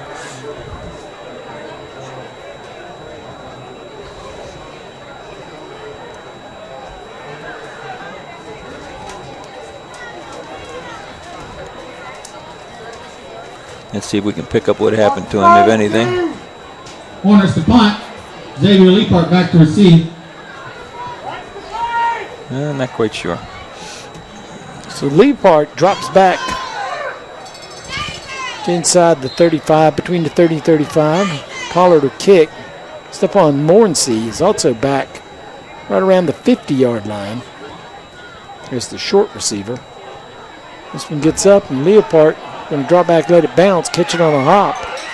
Now here he comes, and he's got some room to run. He gets outside, he gets around the edge. Oh, whoa, just caught by, he was just about to go, and Everett Prince grabbed him as he got to the 50-yard line by the jersey and puts him down. And let's hope he's not hurt. Well, that's twice he's been tackled by the jersey. And that's not the best feeling in the world. We see those big hits, but when you get that jersey wrapped around your neck, that's not too pleasant either. And of course, the crowd wants a horse collar. Yes, I don't think it was a horse collar. I think he grabbed him by the jersey. We'll have to take a look at the specs replay. But as it is, Leapart gets it into Hornet territory at the 49-yard line. One more step, and he may have been gone. Carr back to pass. Hits a receiver. It's caught over there. DJ Boyd goes out of bounds at the 43.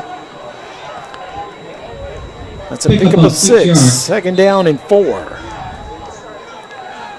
Here's that run by Leapart on the punt.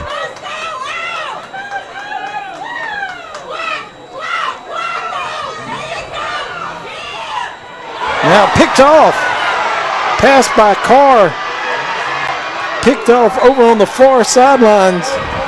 Hard to pick up the number, but it looks like it was number 3 for Aiken High School. That's Terrence Morris. Yes, it was. Morris returns it, and just like that, Aiken's in business as he brings it back to the 31-yard line. What a play, 25.3 seconds. Good play by Daniel Carr. Making the tackle. First and 10 Hornets. Oh, that's a nice move. 31-yard line. All right, Jones rolls to the right, looks downfield now, comes to the sidelines. It's caught, but the clock's going to keep running, and Simpkins makes the catch. He had to slide down, couldn't get out of bounds, so Aiken's going to call a timeout as the ball's on the 25-yard line. You know, this last minute has been pretty exciting. We had a Leapart, looked like he might return that punt for a touchdown and was just dragged down by the T-shirt, or the jersey, I should say. And then we've got a pick 6 in the making, and a touchdown-saving tackle had to be made. And now they've got good field position, and they are looking for a way to put it in the end zone. We have a Bragg Heating Company timeout on the field as Aiken High stops the clock. And 16.6 seconds left to go until halftime. Aiken obviously wants to pick up probably another 10 yards and see if they can get it in the field goal range. Obviously, if they can get it in the end zone, that's a bonus too. And the way things are going, we'd normally think 16 seconds isn't much, but the way things have been happening here, they can get 2, 3, 4 plays off the way they're going. Scoreboard doesn't give us how many timeouts are left. I think Aiken's used 2, so they may have 1 timeout left. That looked like Aiken got off early. Now it's Jones going to run. Now here comes a flag. That'll stop the clock, but I don't believe he got the first down either. Holding against Aiken is the call. So with 9.1 seconds, Midland Valley certainly will take that penalty, walking back 10 yards. That'll take them out of field goal range, because that'll put it at a 50-yard kick.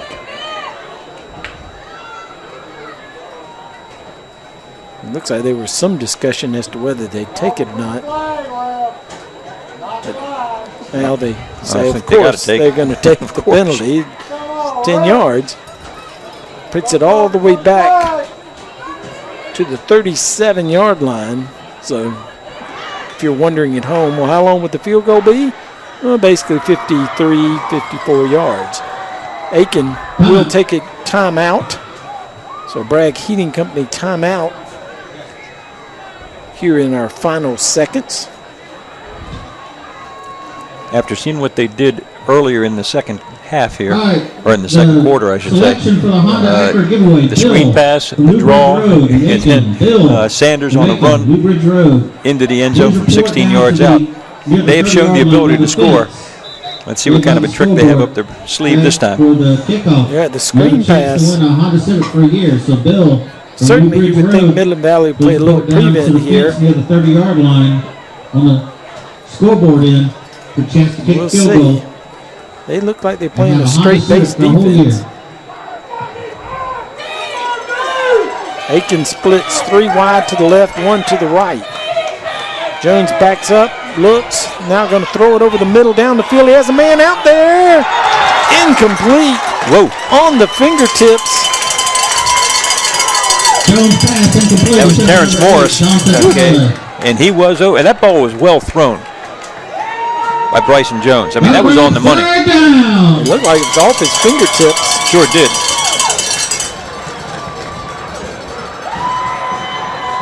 So now another timeout. Aiken did have. Here's the replay. Let's see if we can pick it up. He's open.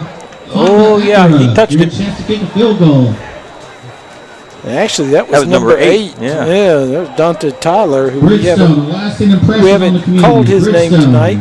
He got open down the middle of the field, and Bryson Jones threw a strike. So a tough one for Aiken. They almost pulled one out there. Sure did. Well, they've got one more play left.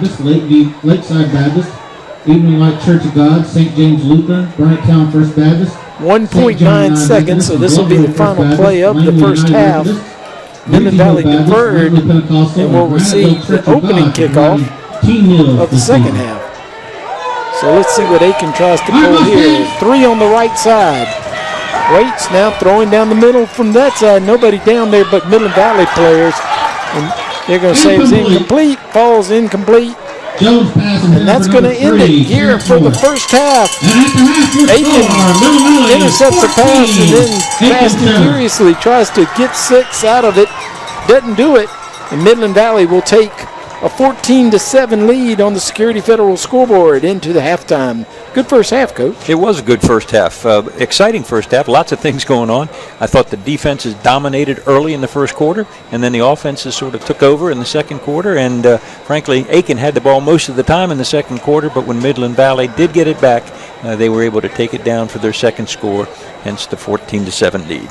I think that Aiken, if you look at the things of the first half that stand out, Aiken's ability to keep Daniel Carr under wraps. I mean, he still ended up with 2 touchdown passes, but where he kills you is where he gets out into open spaces running the football, and he really didn't hurt him. Now, on the 39-yard pass, I felt like Aiken was trying to play contain, not bull rush the quarterback, and he waited and threw a strike down the middle for a touchdown to DJ Boyd, so he hurt him on the other end of it. Oh, he sure did. And here's the first touchdown pass to Leapart, and he bought some time. Leapart comes all the way from the left side of the formation, all the way across to the right, is wide open, and Carr was able to hit him. And he was vice chairman of the stadium committee. Here's a nice run by Draquan Carr. And I've been impressed by Draquan for 2 weeks in a row, of course, and Brayton Sanders, is a load tonight. He is running the ball hard, and he's playing well on defense. Exciting ball player. Children, we are at halftime, and they're recognizing what looks like a huge family here at midfield of the Midland Valley family. And don't think we're going to have halftime entertainment from the band. So we'll finish watching some of the highlights here and pick up on what's going on. Aiken High. Midland Valley, for the most part, did a good job with Aiken High. Aiken had the one sustained drive and got the 16-yard touchdown run from Sanders. but Aiken 1 of 5 in third down conversions. And there's Michael Maynham with one of his big tackles tonight, taking down Sanders. He is head coach at Scranton High School and has a game tonight. And here's where Aiken, again, he gets outside to Daniel, but Aiken able to contain him, run him out of bounds. He didn't get the first down on that particular play. He gained about 3, ran about 20. And here's the 16-yard touchdown run. Nice moves by Sanders. Strong run, and we had seen it earlier. Of course, he scored on the screen pass and got that one taken away. So he said, well, I'll show you. He comes right back and scores another one. And here's Draquan Carr setting up the second score for Midland Valley. Nice run, 22-yard gain on that play.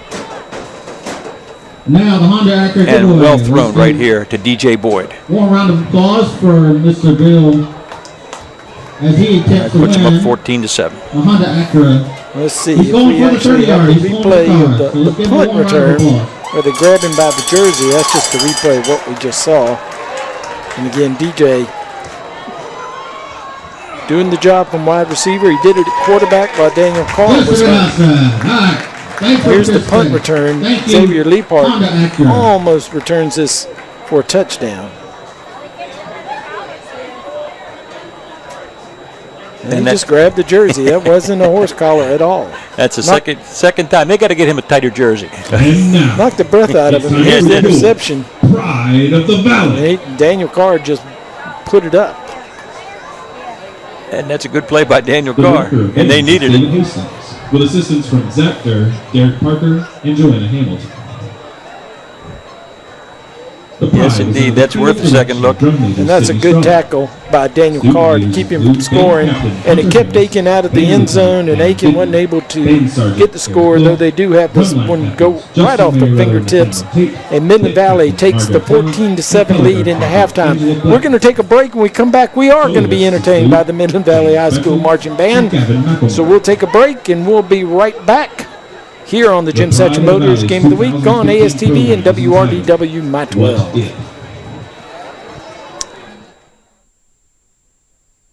We give very good deals. We don't have the overhead and the dock fees and all the junk that all the newer, fancier dealers do. So people like that hometown atmosphere, and it works for us. And so we continue to do what works for us. And so we just like to keep it plain and simple. You come see us, you'll be glad you did.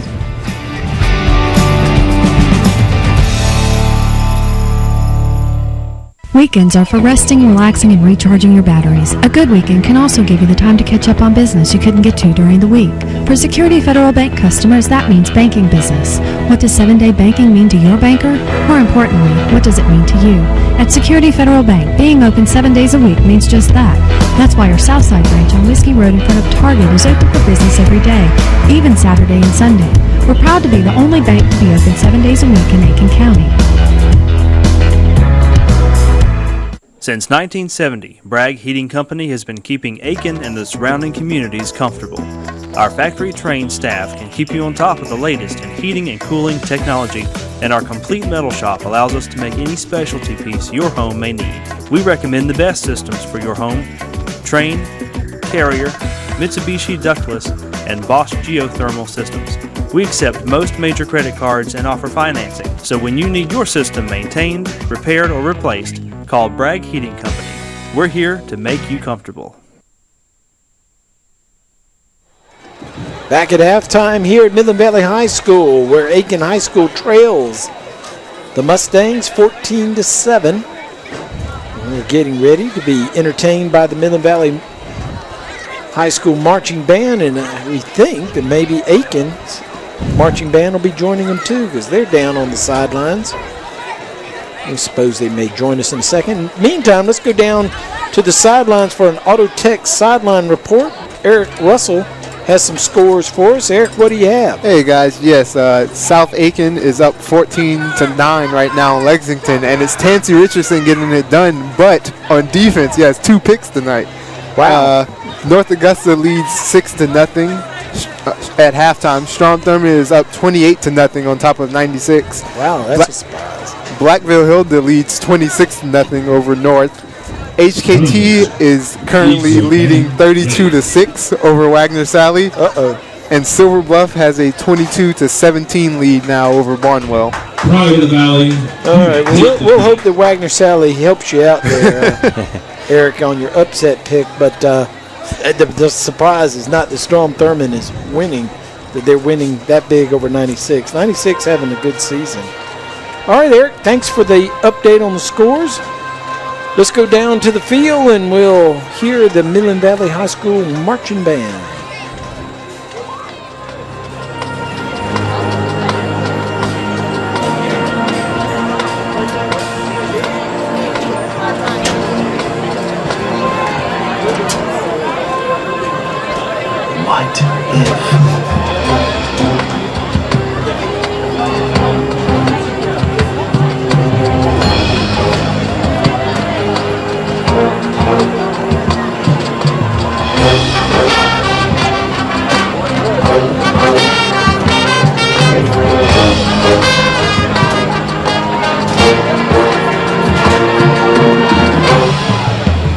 What if the beginning was the end?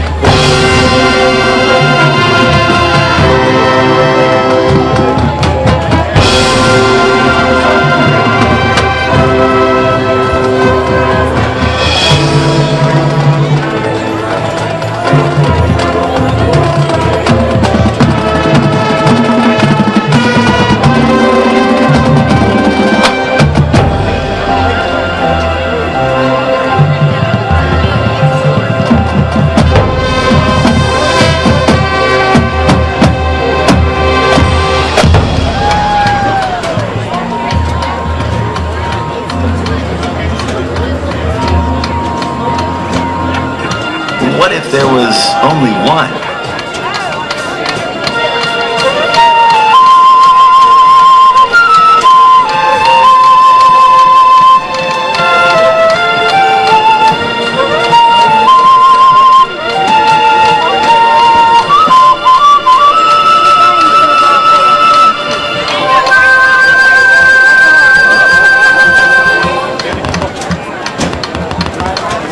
If there were many.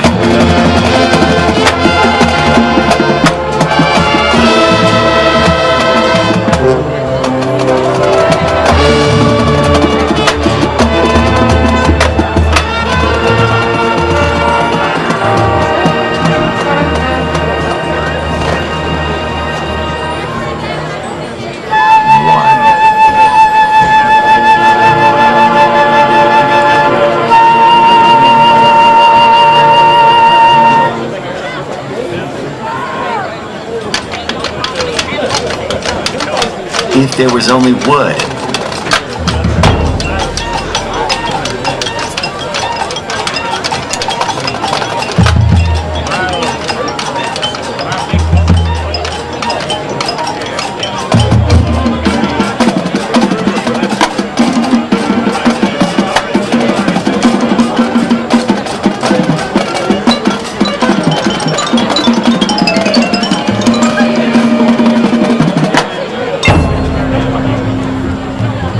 If there was only metal.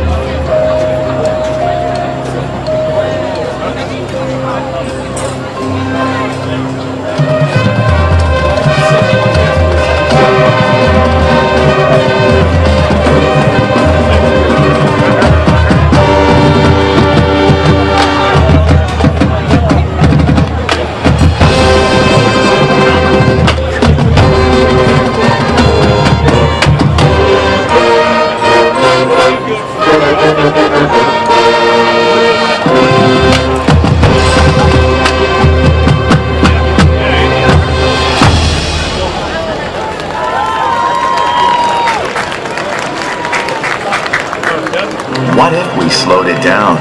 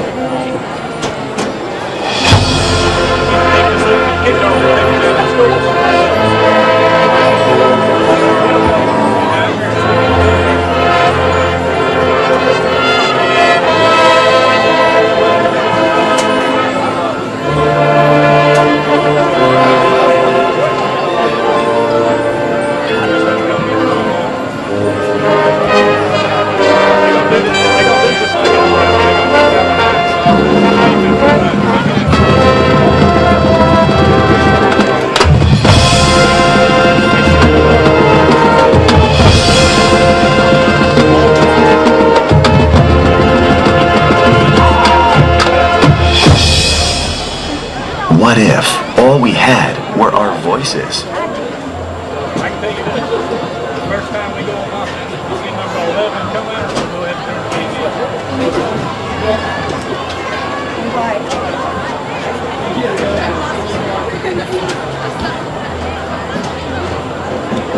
What if the music faded away?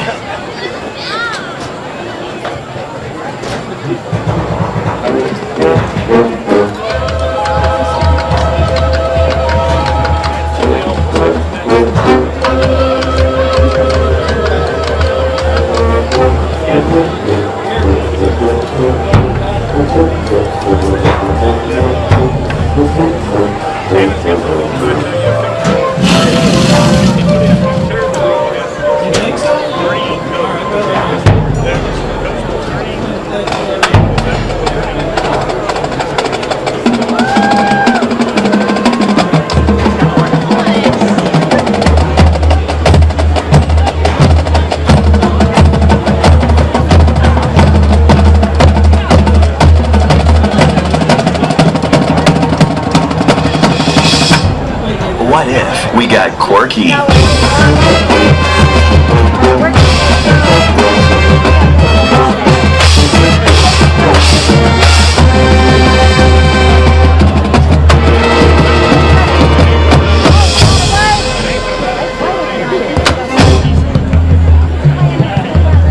What if the end was the beginning?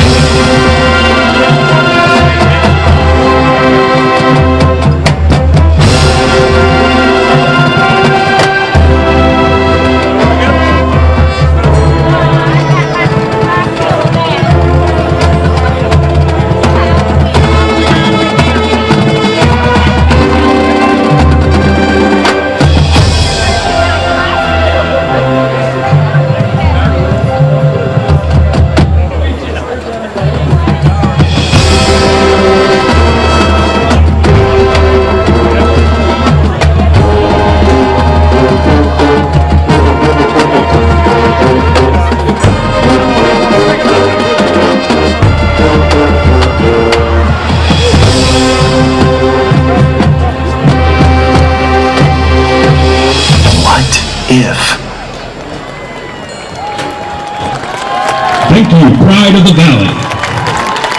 The Pride of the Valley would like to thank our sponsors and community for their gracious support. Without them, this performance could not be possible. Pride of the Valley, Midland Valley High School's marching down. That's quite a show that they put on at halftime. That's just not your normal stand and play and marching. I was going to say, they looked good, they sounded good, very sharp. That was fun to watch. Impressive. When do they have time? They must practice more than the football team. I don't know if that's true, but they certainly practice to have all of that. They practice, and it looks like we're going to get a little entertainment now from both bands, Midland Valley and Aiken. And we want to talk about high school playoffs a little bit. Aiken High School's band's going to come out and play with Midland Valley, which that's nice. We'll keep our eyes on that. But Eric rejoins us. Yes. And, of course, these two teams are playing for the region championship for the regular season, and both will probably be in the playoffs, win or lose. But they're not the only ones playing for that tonight, are they? They are not. Silver Bluff and Barnwell are obviously there. Right now, Silver Bluff leads 22-17, and they are obviously playing for a region title as well. And elsewhere, if Strom Thurmond wins, which they're up big right now on 96, so it's looking like they will, they will also lock up the region title. And by the way, everything's set up in Class 2A. They do not use a point system like some people do. They seed the 1 seeds first, and they have a rotating system of how to decide who gets the top 1 seed. And this year it happens to be Region 2, Class 2A, so Strom Thurmond would get the top seed overall in the playoffs should they win tonight. And you know, Eric, you mentioned that to me a little earlier today, and it just strikes me as a little bit strange that the 4 different classifications, they don't necessarily have the same playoff system. You know, the 4A team may do something slightly different than the 3A and the 2A and the 1A, and that's a little unusual for me. Yeah, it is. It's certainly a system that gets talked about a lot, like how they have separate situations. It will be interesting to see when they go up to the 5A classifications next year, how they handle that. I imagine it will probably still be the same, but even within this, the different classifications, the point system for each one is different on some of the levels, so it gets kind of confusing there for teams coming down to the end of the year. It does get confusing, and the points are, you know, for instance, just one group, you get so many points for a win against a Division I team that has a winning record, and you get less points if they have a losing record, and there's one classification where you can actually get 3 points taken away if you lose to a team at the lowest classification, so it does get a little confusing. It does. For instance, we spoke about South Aiken earlier, and with their point system, the way it's set up, you get to drop 2 games. Isn't that something? In terms of points, you get to drop 2 of the games. So they have a loss to a 2A school. Granted, it's a good 2A school in Strom Thurmond. However, they don't get the full amount of points that they could possibly get for that. So that may potentially be one they drop. However, they also have a big win over a Big 16 team in Spring Valley, which gets them 4.5 points, which bodes well for them going into the point system for the playoffs.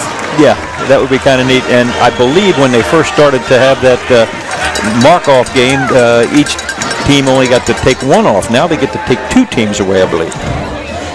So, some coaches like it, and I imagine they would prefer to be able to drop any of those losses that they may not feel like it was a good reflection of them.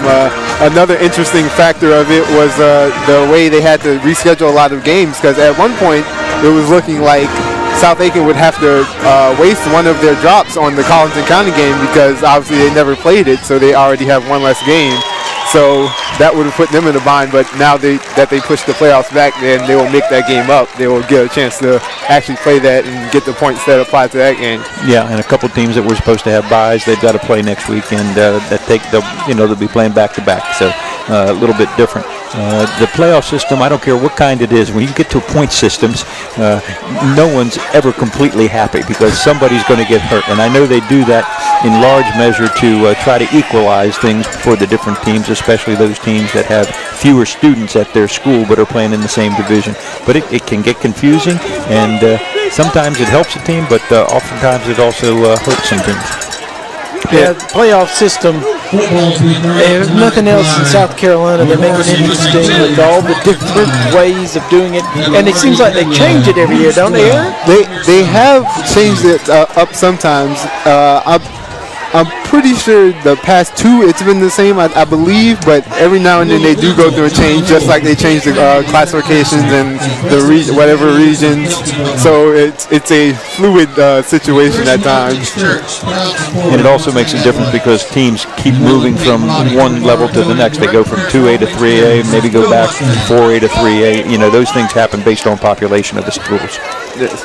So the bottom line is you want to pick up your Aiken Standard every morning and follow what Eric has written on what all of these wins and losses mean to all the local teams, because at this point we really don't know who's going to be doing what where, do we? Yes, we do not know yet. After the last week of the seasons, all of the ADs and coaches will meet up, and they have a committee at each level that will break down all the points and let everyone know where they're seated. And Kyle Dawson and I will have that for you in the Aiken Standard. So as you said, go out and pick up your Aiken Standard to find out. Now, one thing we do know for sure, if Midland Valley holds on and wins this ball game, they'll be the number 1 seed, correct? Yes, they will be the number 1 seed out of Region 5A, so that is for certain.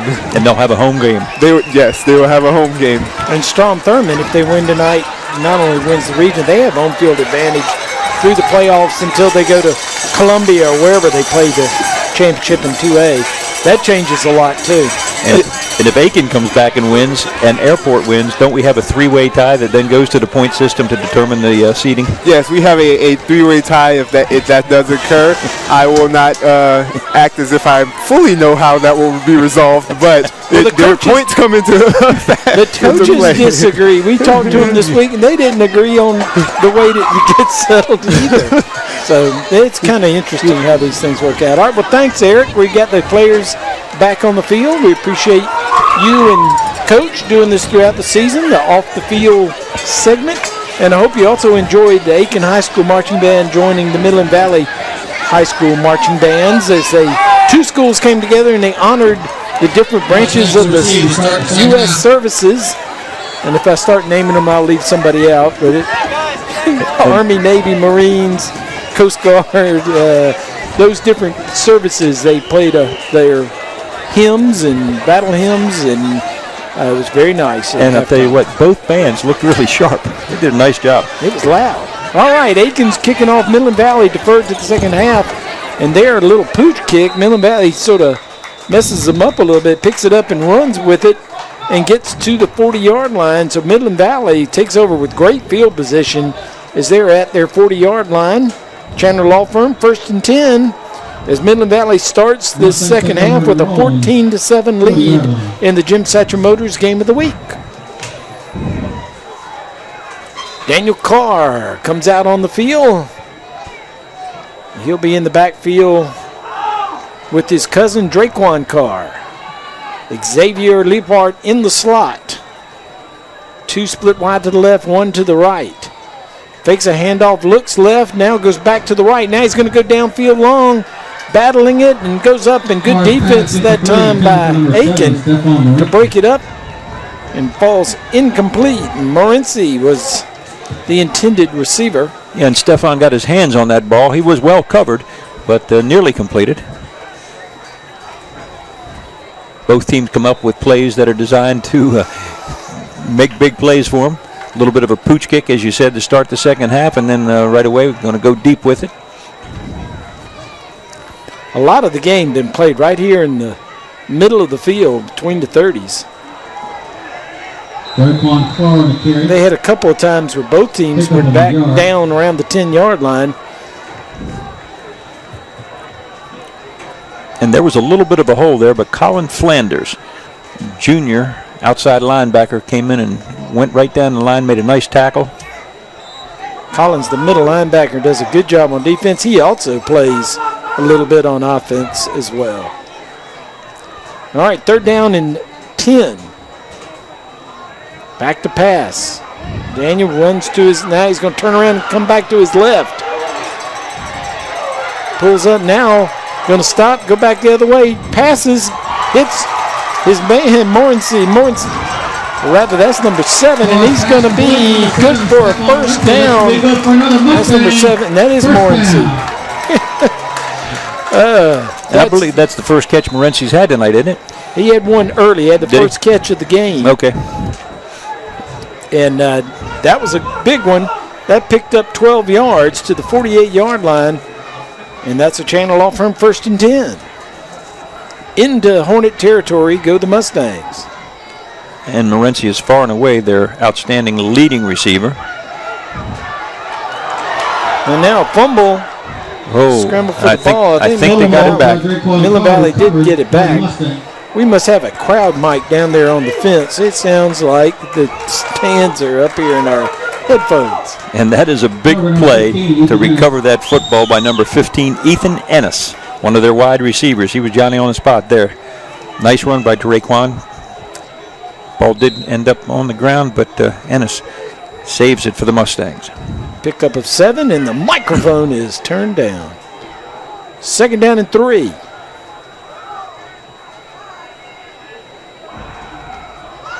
Here on an option play, Daniel Carr fakes it now, comes back to his left, cuts back, goes straight ahead and gets the first down to the 36-yard line. He's a handful. He sure is. That was a great move he made there to pick up the first down. He's a big kid, too. He's not small by any stretch of the imagination. And wherever he ends up in college, whether he is a wide receiver or a defensive back, he's going to be a good athlete to have. He reminds me of the kid from Silver Bluff that's playing at Clemson now, Tankersley. Tankersley intercepted a pass and returned it for a touchdown against Miami. He was a do-everything for Silver Bluff. And here comes Drakewan. Up over the 40. Over the 30 to the 28-yard line. Bring up 2nd and 3 from inside the Hornets. 28-yard line. It's going to bring up 2nd down and long 2.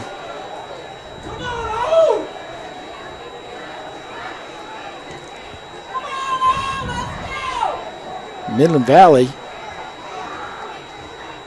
getting a little bit of a time on this drive.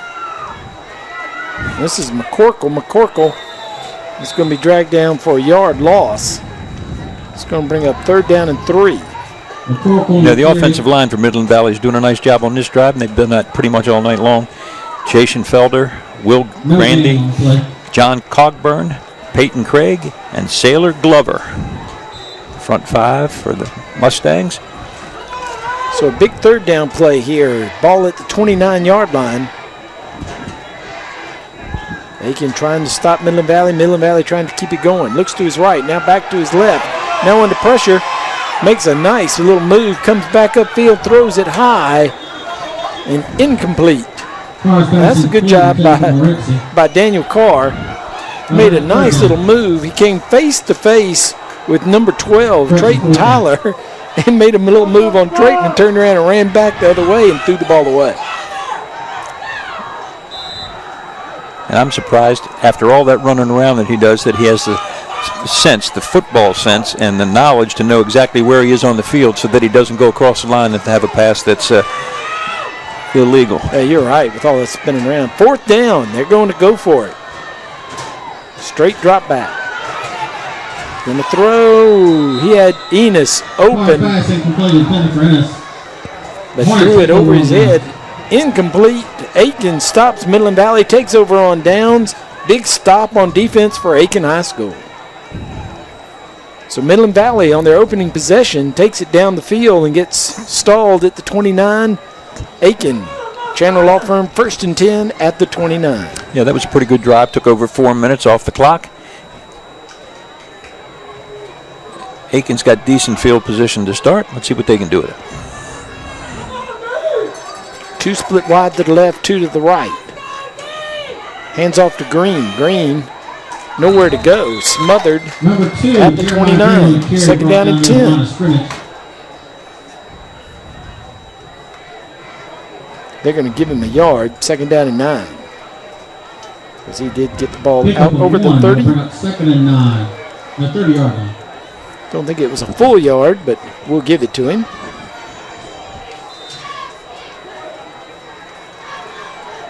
Not quite the same as last week in terms of points put up on the board. Defenses have played well tonight. Once again, Green on the carry. Finds a little daylight, but it closes quickly. He's only going to pick up 2 yards. Going to bring up 3rd down and 7. Green. And you know, Ed, I really believe that defense is all about emotion, and I think both of these teams have it tonight. They're both really playing hard out there. Aiken just 1 of 5 on 3rd down conversions.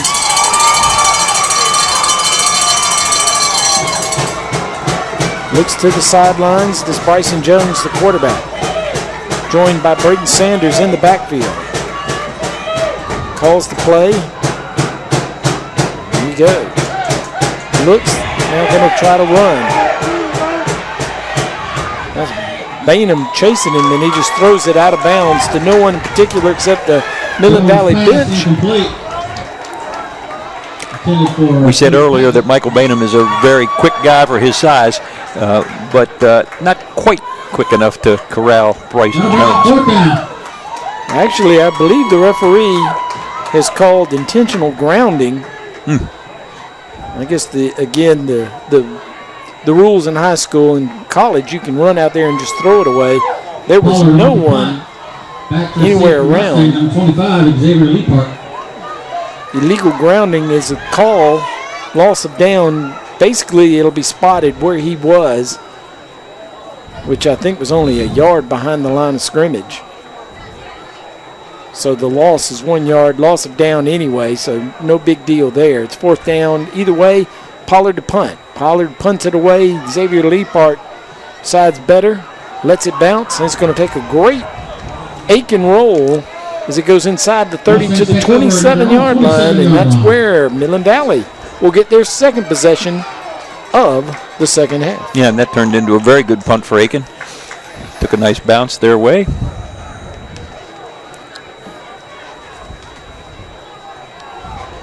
So both teams unable to get anything going on offense in the beginning of this second half on their opening drives. Midland Valley gave up 13 yards in the exchange of possessions as they started at their 40. Now they start at the 27.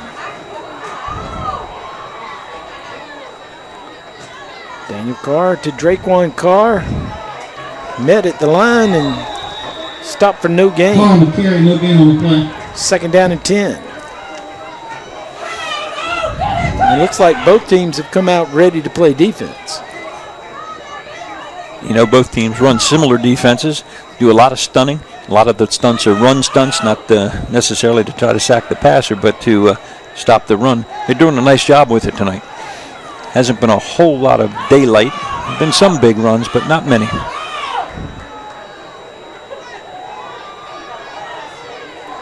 Carr back to pass. Here comes the blitz, and here he comes up the middle. As soon as you think you got him, you don't got him. And he goes out of bounds at the 45-yard line, picked up from 17 yards. Give him 18, and they give him 19. They're going to spot him out at the 46. And that's quite a run. And that's the first time we've been able to see him do what we've seen so many times this year. Sends the receivers out, the defensive back's got to honor that, finds a gap, and then he's off to the races. Well, Aiken sent 5, and that's where he'll abuse you, and he did it. Aiken pretty much is contained him by not rushing or trying to blitz everybody. Give Daniel Carr credit for recognizing it and taking off. Draquan Carr goes nowhere on that play. 2nd down and 10. That's twice in a row they've run that play for -1 yard total.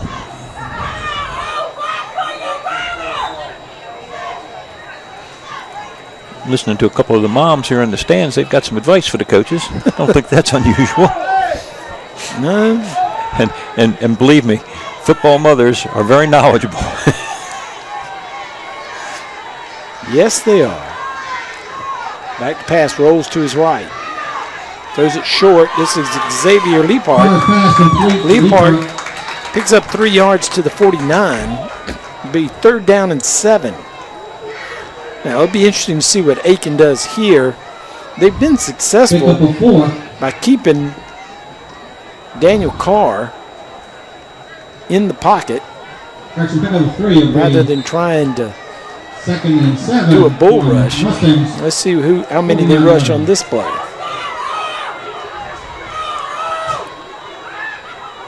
They send 4. And quickly over the middle of Leapart. Makes the grab. He's got the 1st down at the 40-yard line. And that was a nice decision by Daniel Carr. When he saw the outside linebacker come on the blitz, he hit what may have been his hot receiver right in that little lane and picks up the 1st down. He recognized that the guy was coming on the little blitz from the right side, and he hit the open spot. He sure did. That was well done. Pickup of 11. Chandler Law Firm 1st and 10. Now the ball gets loose back to the 50, and this look out. It decides, well, that's enough. Aiken had the field pretty much covered on that. Even Daniel Carr couldn't escape it. No. That's a loss of 14 yards. Second down, 24. Not quite sure what happened on that snap. Didn't look all that bad, but it looked like it was a little surprising. I'm not quite sure what went wrong there.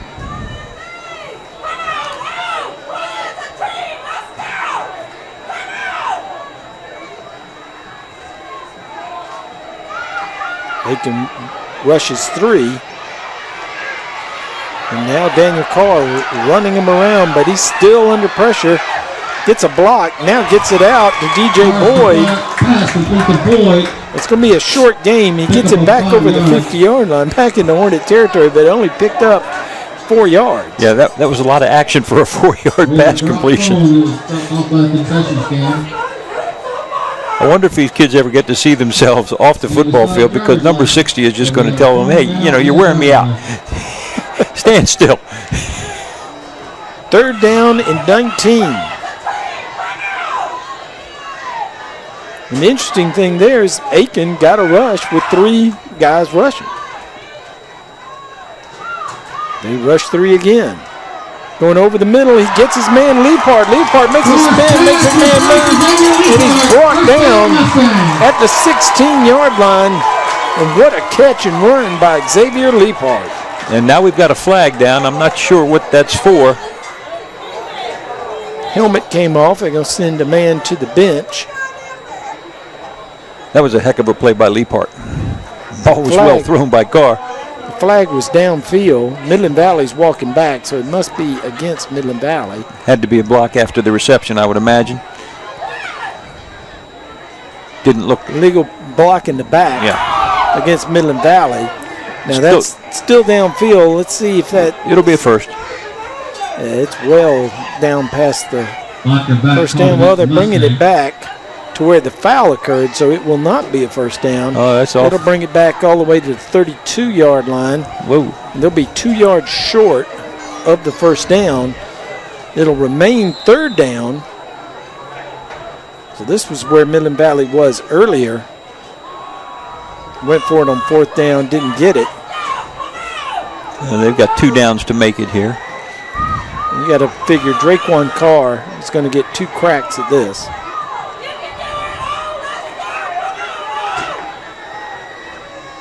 Now it's going to be Daniel Carr going to keep, and he is going to pick it up. He gets over to 30 to the 28-yard line, picked up 4 yards, more than enough to move the chains and get a Chandler Law Firm 1st and 10.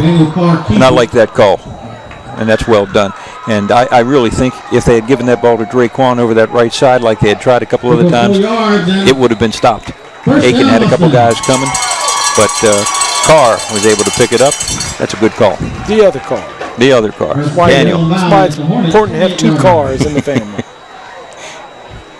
It was more confusing last year when there were 3 of them we had to try to keep track of. Yeah, we had Draquan and Dre. Handoff. This is Draquan. This time he does keep and picks up about 4. Second down and 6.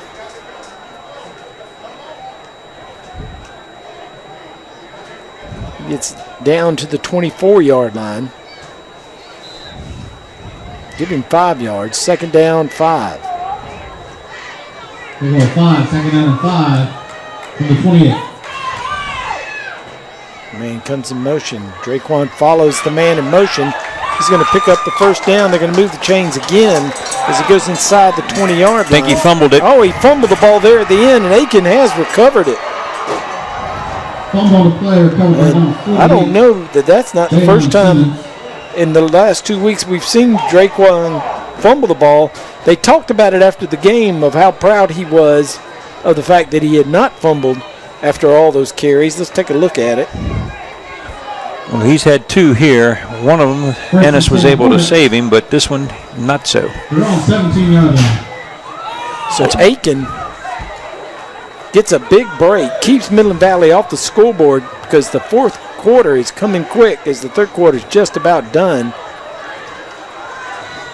And keeping it is Bryson Jones And as we saw earlier this season, Bryson Jones sometimes will take over in the fourth quarter.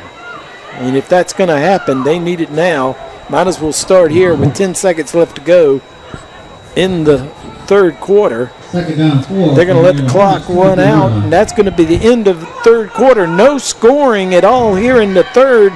Midland Valley holds their 14-7 lead. They had it at half into the fourth quarter. We'll take a break and come back and do the last quarter of the Jim Satcher Motors Game of the Week on ASTV and WRDW, My 12. Tyler's Tire and Auto Center, founded in 1963, family owned and operated for 50 years and dedicated to customer service with safety of your family, our top priority. Tyler's Tire is a full-service tire retail, tire repair, and automotive repair facility with ASC certified mechanics. Located in 2 locations, 1019 Richland Avenue West and 1518 Whiskey Road. Let our family take care of yours. Tyler's Tire and Auto Center. Aiken has the ball. They trail 14-7 as we go to the fourth quarter. And little Annabelle, the Chick-fil-A cow here in our booth with us, says, dream a little dream of chicken for breakfast, and reminds you to go by the Aiken Chick-fil-A tomorrow morning. That's what she says. Go by Aiken Chick-fil-A in the morning and get you some chicken biscuits. Think chicken, more chicken, or whatever it is that the cow says. Eat more chicken. Eat more chicken. And we thank Aiken Chick-fil-A, who is on Whiskey Road in front of the mall, for the pregame meal. We always appreciate what they do for us week in and week out this season. All right, Braden Sanders opens the fourth quarter with a big run out past the 35-yard line to the 36. And Aiken moves the chains. Number 7, Braden Sanders. Chandler Law Firm, 1st and 10 at the 36.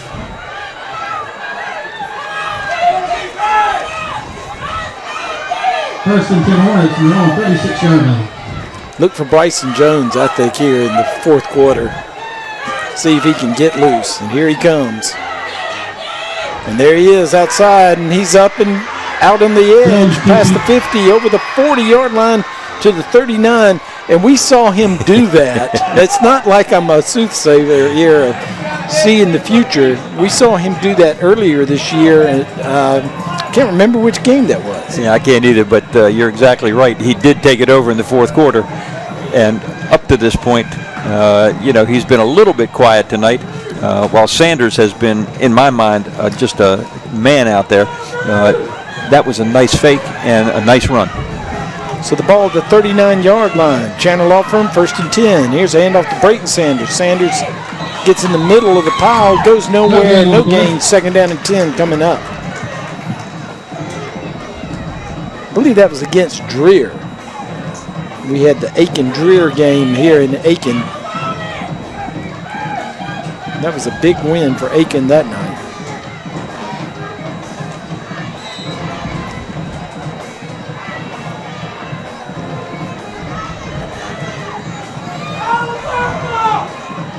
Got Quamaine Simpkins split wide to the left, but he's going to keep again. Jones comes out of the pile, goes across the 35, pushes the pile.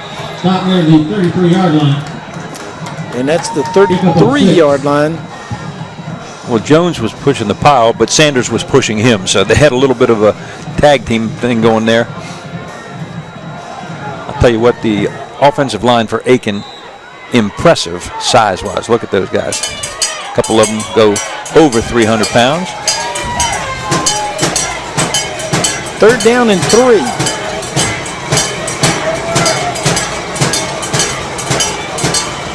Morris is split wide to the right. Simpkins to the left. Sanders in the backfield. Now he steps back. Pistol formation. Bryson Jones hands off to Sanders. Sanders runs hard. Gets up over the 30-yard line down to the 29. That's going to move the chains. He needed to get it over to 30. He got half a yard more. Chandler Law Firm, 1st and 10 at the 29. You know, one of the things some people forget is that Brayton Sanders is only a junior.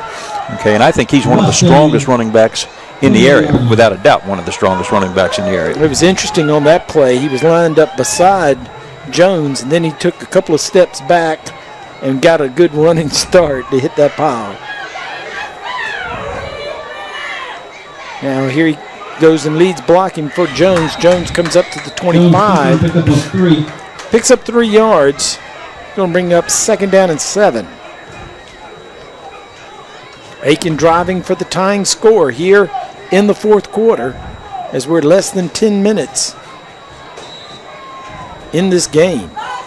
Aiken came up with a big fumble recovery in the last series for Midland Valley. The Valley would like to return that favor, I'm sure, because right now Aiken is on a nice drive. There's Sanders again. Looked like he tripped a little bit.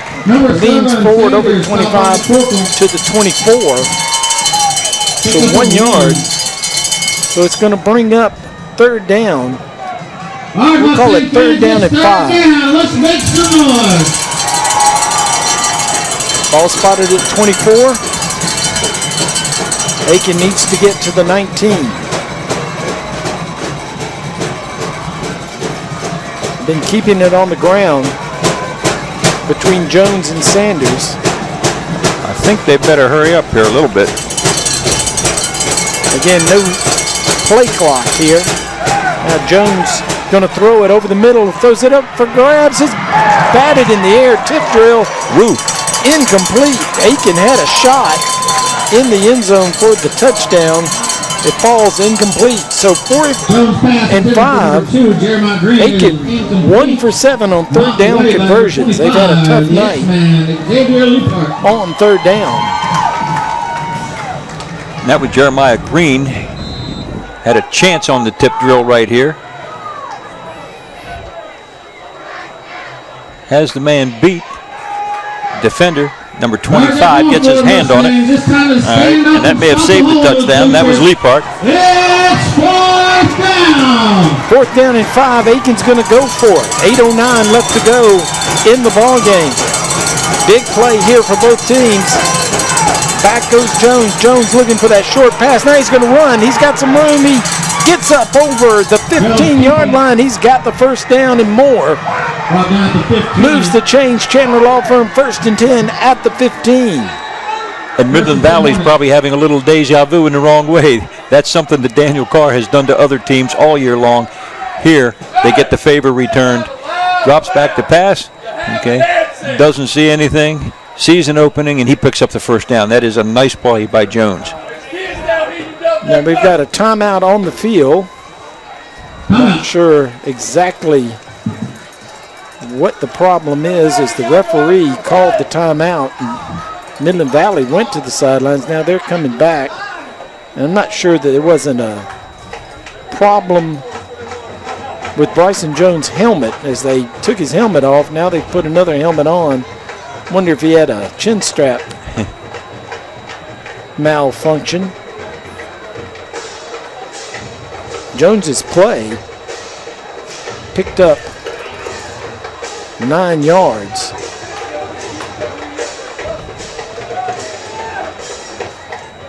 So whatever it was is settled. We're back on the field. Clock starts 7:37.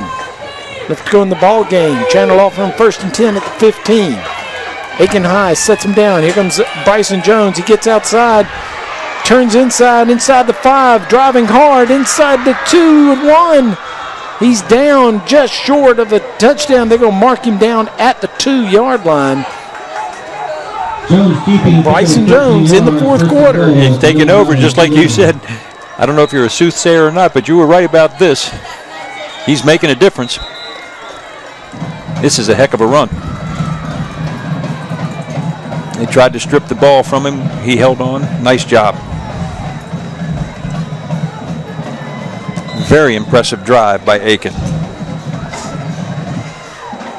Midland Valley started to go to the sidelines and stopped, and the referee put the clock in motion. 7:15 left to go in the ball game.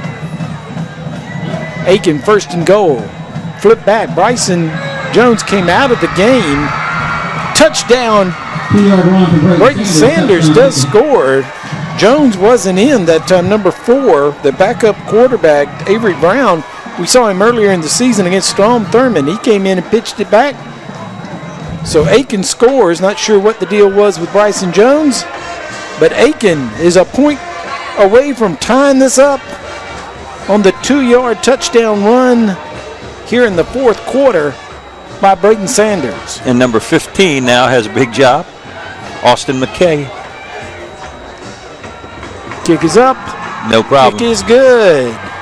So Aiken, Your score, Midland Valley 14, Aiken 14. after the turnover by Midland Valley, they come down the field and tie the score 14-all here on the Jim Satcher Motors Game of the Week on ASTV and WRDW My 12. They're having some fun on this.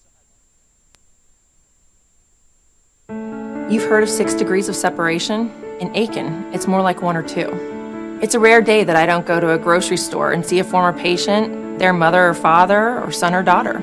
That's the nature of practicing medicine in a relatively small town, especially emergency medicine. But that's exactly what got me into practicing medicine in the first place, making that personal connection and helping people I know. People you know, healthcare you trust. Aiken Regional Medical Centers.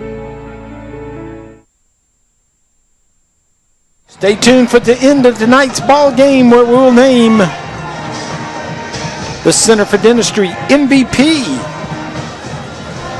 And who will it be tonight? We've got some really good choices. We've got a long ways to go yet, don't we? We don't know yet. This game could be going on for a while. The Tal Wilkins Center for Dentistry MVP, named every week after the ball game. Last week, Draquan Carr. This week, will it be Aiken? Will it be Midland Valley? We're tied at 14. Now we kick, and here comes Ethan Ennis, who takes it on the fly, makes a man miss, ducks back, now he's down at the 30-yard line. Midland Valley will put it in play. 7:06 left to go in the ball game. First and 10, Midland Valley. Let's go down the sidelines for another sideline report with Eric. Hey guys, right now South Aiken is heading to the fourth quarter with a 21-17 lead. Elsewhere, Silver Bluff is up 30-17 on Barnwell, and Strom Thurmond is continuing to roll 42-0 over 96. Wow. Go South Aiken. All right, here comes Draquan Carr. He gets into the open. He's got the lane. He's at the 40, the 30, the 20, 10, into the end zone. Touchdown, Draquan Carr. He goes 70 yards, a few yards better than last week's. What a run, and I want to see that on the replay, because one of the key things here that sometimes just gets overlooked, there was a great block on the outside by one of the wide receivers on a defender that just gave the lane, opened it up for Draquan, and then it was a track meet down there, and he had just enough to outrun the secondary. Outstanding. Draquan heard us talking about the MVP. He wants to take it home 2 weeks in a row, and that'll go a long ways towards that. What a run. Kick is up, the kick is good. Little delay there for emphasis. Midland Valley answers Aiken 21-14 our score. Let's take a look at the specs. Did you see that replay? Let's see if we can pick up this blocker here. Once again, I think it was Ennis. Okay, and there's number 7 also, all right, for Midland Valley, and Morency. Both of them, Stefan Morency. So you've got 2 of their key players, both wide receivers, and their biggest play of the night probably is the blocks that they just made to spring Draquan Carr. Outstanding job by the wide receivers, great blocking. And Xavier Liepart made a nice seal block on the inside. Very good. To keep him going to the outside. Great execution by Midland Valley. And they answer Aiken and retake the touchdown lead. So can Aiken answer back? Plenty of time. 6:53 left to go in the ball game. McCord to kick off. He goes away, kicks it, line drive, scooped up around the 10. This is Simpkins. Simpkins tries to spin back. He's down. Made the 20. They'll put him down probably around the 22-yard line. Chandler Law Firm, 1st and 10. And that's good coverage by Midland Valley because Simpkins is dangerous. Open field tackle, well done. Say he made the 23. So that's where Aiken will start. Trailing now 21-14. If you didn't see last week, Draquan Carr, right before the half, had a 69-yard run, I believe it was, for a touchdown that was even more spectacular probably than that one. As Bryson Jones keeps. He's going to get up to 25, 2-yard gain, 2nd down and 8. Then he came back and opened up the second half with a 65-yard run for a touchdown. Both of them off the right side, just like that one. I know one thing, I don't want to be silly about it, but he had just enough gas in the car to make it into the end zone this time. They were closing on him. In fact, somebody got a hand on him right about the 10-yard line, and he was able to shake it off and get it in there. Outstanding performance. Just enough gas. I know. It must be getting late. Nice.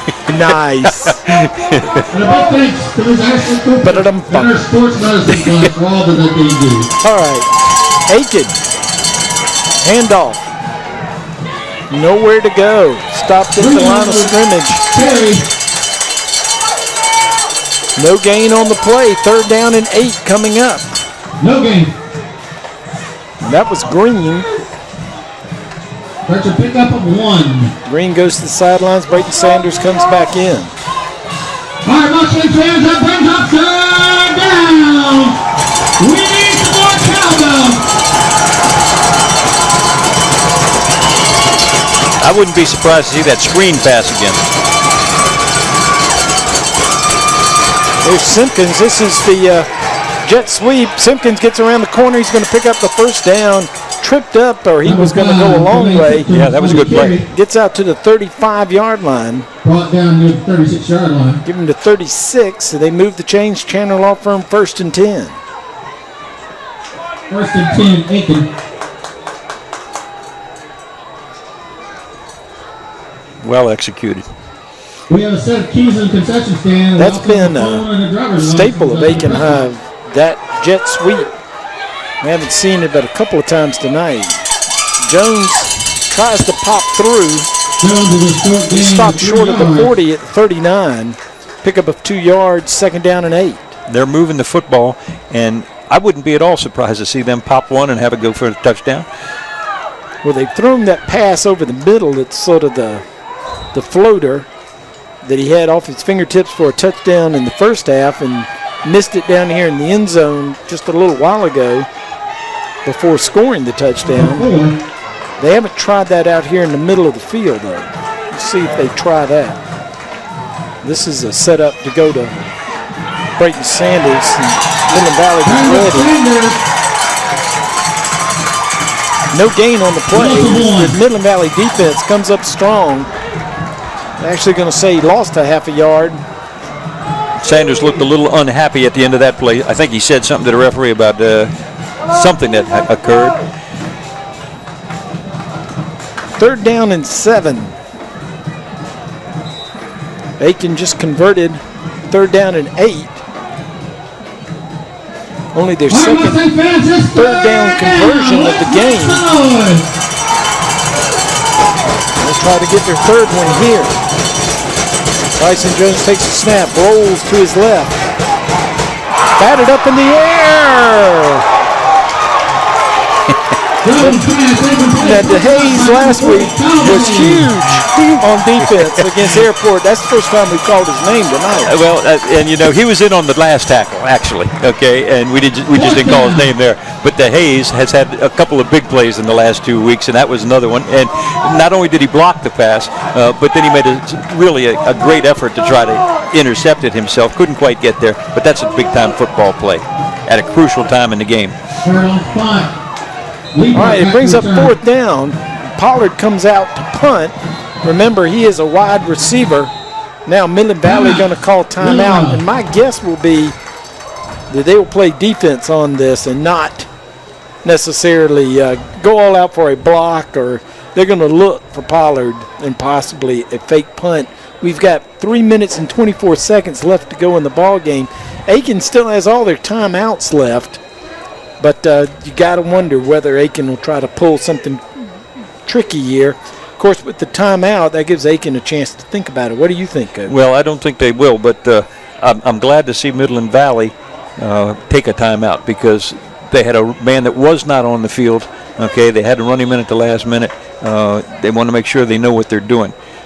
Aiken could try something. We've seen that often, but I think the timeout by Midland Valley was very wise. Make sure you know what you're doing out there at this point in the ball game. Midland Valley drops Xavier Leapart deep, but they keep their linebackers straight across. They don't line up on the line of scrimmage. Making sure no funny business here. Pollard gets the snap, kicks away. That's a good nice kick. High spiraling kick. Leapart gets away from it, and it's going to go out of bounds at the 29-yard line. So Aiken will have to stop Midland Valley. With 3:13 left to go in the ball game, you got to figure Midland Valley needs probably 2 first downs, and they can take the region title. I would say at least 2. And you can bet that Aiken will be coming after them. Good football game. Both teams really playing hard.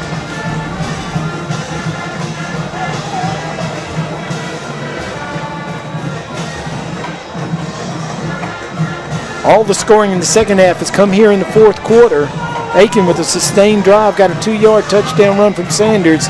That was answered with an 70-yard touchdown run by this young man, Draquan Carr, who carries for 3 yards, and Aiken uses their first timeout to stop the clock.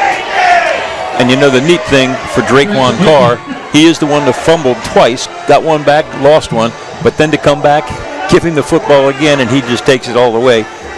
Pretty impressive. 3-yard gain. It'll bring up 2nd down and 7. As both teams huddle on the sidelines. And since Aiken now has committed their timeout, I got to figure Midland Valley, if they can pick up this last 7 yards, I don't know that they won't be able to go to the victory formation.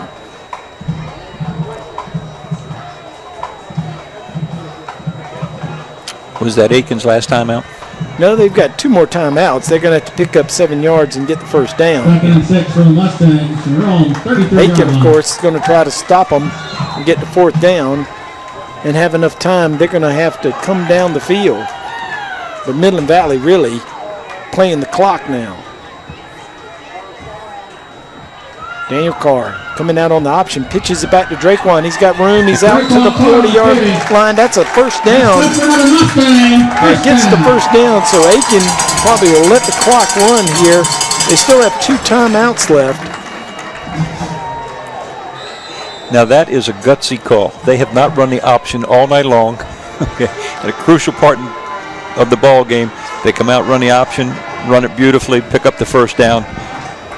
But that's a pretty gutsy call, I'll tell you. And Draquan seemed a little close to Daniel on the pitch. Well, there's a lot of things that can go wrong on that. All right, Daniel Carr. Going to keep this time. Finds some room, makes a man miss, and he picks up another first down out over the 50 to the 49-yard line. Now they're picking up these first downs pretty quickly, so they don't just run the ball and make Aiken use their timeouts. Again, Aiken still has 2 timeouts with time left on the clock, but only the 2 timeouts. They can stop it twice more. But if Midland Valley just keeps getting 10 yards a crack, they're going to be dancing all over the field when this is over.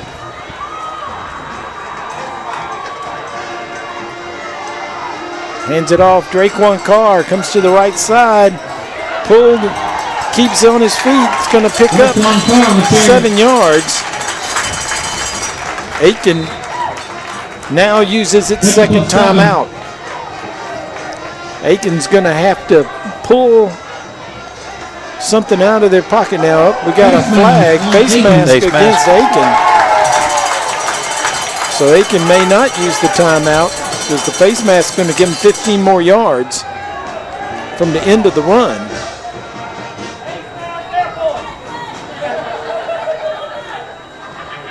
Now Aiken going to have their back to the wall, or they're going to give them 5 yards from the end of the run, but still good enough for the first down. They start the clock again, so Aiken did not use the timeout. Chandler Law Firm first down at the 38-yard line. Aiken may be out of gas on defense.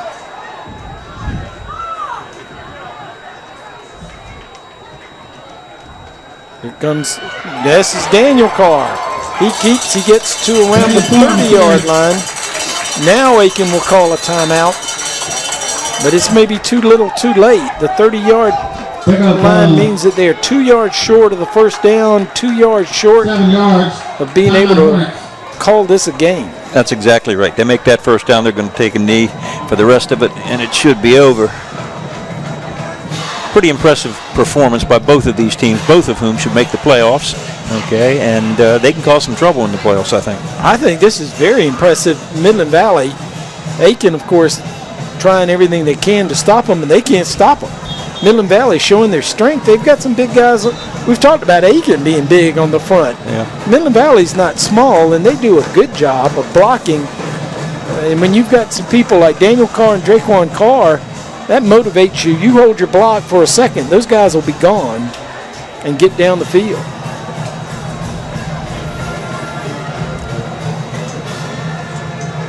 Second down and 2. Midland Valley needs 2 yards, and they will be an undefeated region champion, and that's saying something.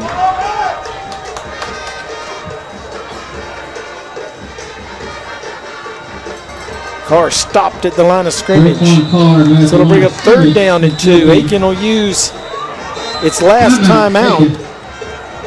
So Aiken still breathing. 1:17 on the clock. You know, you would think that if they can get this first down, things would be over. They haven't gotten it yet, though. And something just popped into my mind, and that is the Michigan game a couple weeks ago with just a few seconds left. So this game's not over yet. That's exactly right. Anybody who, if you may not know what Coach is talking about, Michigan State trailing by 2 points with seconds left. Michigan botched the punt somehow, some way, ended up in the hands of Michigan State, who ran it in for a touchdown with no time left on the clock, and won the ball game, and had not led at any point in the ball game. So again, you never know what's going to happen. All right, Aiken's got all their timeouts used. It's third down. Third down and 2. Oh, Aiken jumps, and that's going to give him the first down. That'll do it. And the game will be over. Midland Valley's going to win the region championship over Aiken and Airport and all the host of the rest of the region. But with 2 huge wins over Airport and Aiken. Let's go down to the sidelines. Auto Tech sideline report. Eric, what do you have? Silver Bluff is up by 20 on Barnwell, 44-24, and Lexington has taken the lead 24-21 on South Aiken. All right. Thank you, Eric. So that wasn't good news. Daniel Carr takes a knee. That starts the clock. He needs to do that one more time as the Midland Valley crowd is celebrating here in the stands. They're going to finish the season undefeated in region play. And I'm sure there were some people when Daniel Carr went down and they had a losing record that thought, well, that's it. Midland Valley is done for. And you know, I'm looking at his dad here. Remember earlier in the season when we saw the center for Midland Valley, Cogburn, go down. Right. And I said at that point, you know, that is a terrible thing. Your center is so important. Obviously, he has come back, he's playing, and things are good there. But you're exactly right. It didn't look good for them in the middle of the year, but they have come back strong, and they've won this ball game. The final snap is going off the final seconds. We'll tick off the clock. Aiken walks back to the sidelines. The good news is they'll probably live. Of course, they're going to have to live through the this point system process of how they pick teams, but we think they win the tiebreaker with a 3-2 record in region. It might not even be bad if these two teams played again. I mean, that could happen, I guess. Could happen. That's it. The time has expired from the clock. Midland Valley has won this ball game 21-14 over Aiken High School, and they win it in exciting fashion after Aiken tied it in the fourth quarter on a 2-yard run by Brayton Sanders. Draquan Carr, the other Carr, goes 70 yards on the first play from scrimmage to answer Aiken, and they win 21-14. Outstanding performance by both teams, I thought. I thought the game was well played. One of the things that I liked, there were some penalties, but it didn't have a huge impact on the game other than the one that Brayton Sanders had called back, but they scored in that same series. So, that wasn't devastating to them, but it was a well-played ball game by both teams. And then the last penalty here where the kid jumped off sides. We don't know if it was a hard count or not, but that was a hard break for Aiken too. They had still a chance, a glimmer of hope, if they would have been able to stop them there. Even at that point, they're going to have to get the ball back and get down the field and score a touchdown or an extra point. Not like a lot of things could go wrong from that point. You can't just say on that one deal. But give Midland Valley all the credit. Again, 5-0 in the region, beat Airport, beat Aiken, and earned this. Yeah, they sure did. Upset a team last week that had come in 8-0. And, we mentioned it last week to Coach Knight, and it's impressive that you can take a group of high school kids that have a lot of problems early in the season and mid part of the season, make sure that they can hang in there, wait for things to gather again, and then come back 5-0 at the end.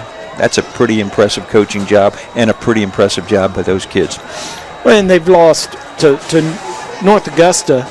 North Augusta maybe has lost some of their steam as the season has rolled on, but certainly were extremely impressive on that night, and that being Midland Valley's first game of the year. That's a tough draw on your first game to play a 4A school that has much success as North Augusta. Then they go up to Strom Thurmond and lose at Strom Thurmond. And Strom Thurmond, we've watched them several times this year too. They're excellent, and they're one of the class of 2A football.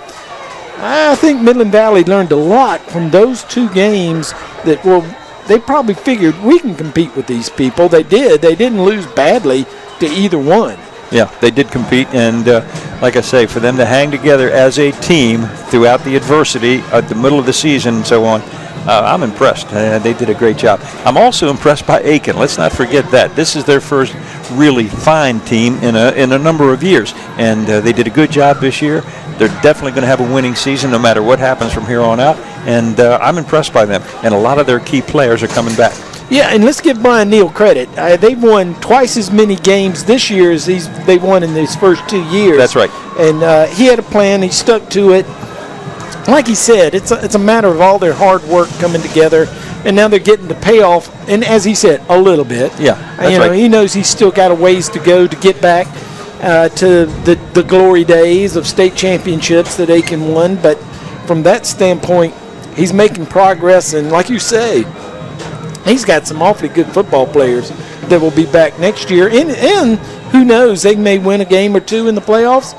Who knows how far they can go. That's right. I'm impressed by how physical some of his kids are. They really are tough, strong football players. Now, I'm sure that Rick Knight will probably get Eric to get him here shortly, that he will tell us that, he's excited in 5A, and that's all really wonderful. But probably as good as anything is now they get the home field playoff game, maybe two, and see how far they can go in the playoffs. Yeah. And I know he was pleased about that. A lot of people talked about the fact that they did not get the home field advantage last year.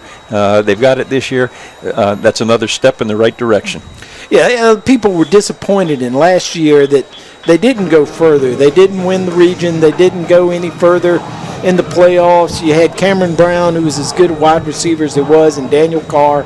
And Cameron Brown's going on. He's playing in college football now. But this team's better than last year's. Do you think they're better? I think so. Okay, I think they are a better football team overall, or they've proven that. But the other thing is, I think they had some players last year that were quality football players, and they've done it with kids that have had to pick up for people when they're down. Boyd we've talked about, okay? And when you look at it, the Cars, Daniel and Draquan, they're the only two that ever lined up in the backfield. They're carrying the football for the last 2 ball games that we've watched, okay? Leapart's there as a blocker and so on, but and McCorkle is filled in a little bit. But it's been on the shoulders of those 2 kids right there in the backfield. Yeah, absolutely. And what a job the 2 of them have done in these last 2 games. They're good football players. I think that this is a better team. Cameron Brown, we talked about it when we talked with Coach Knight on the air of why we didn't understand why a Division I team wasn't after him. He was excellent. He sure was. Fantastic football player. But as a team, I think this group is better. Last year, I think they were soft, maybe a little bit across the line. They had excellent linebackers in defense, and they gave up some points and lost games that were close at the end. This year, they're winning these games at the end. Yeah, and defensively, I'm impressed by them. They've done a nice job defensively, and they do a lot of neat stuff. I mean, they're coming after you, and they played solid defense tonight against a good offensive team, really. Well, and offensively, the line did an excellent job of blocking and giving them holes to get through, to polish them off there at the end when they just needed a few yards at a time and moving on.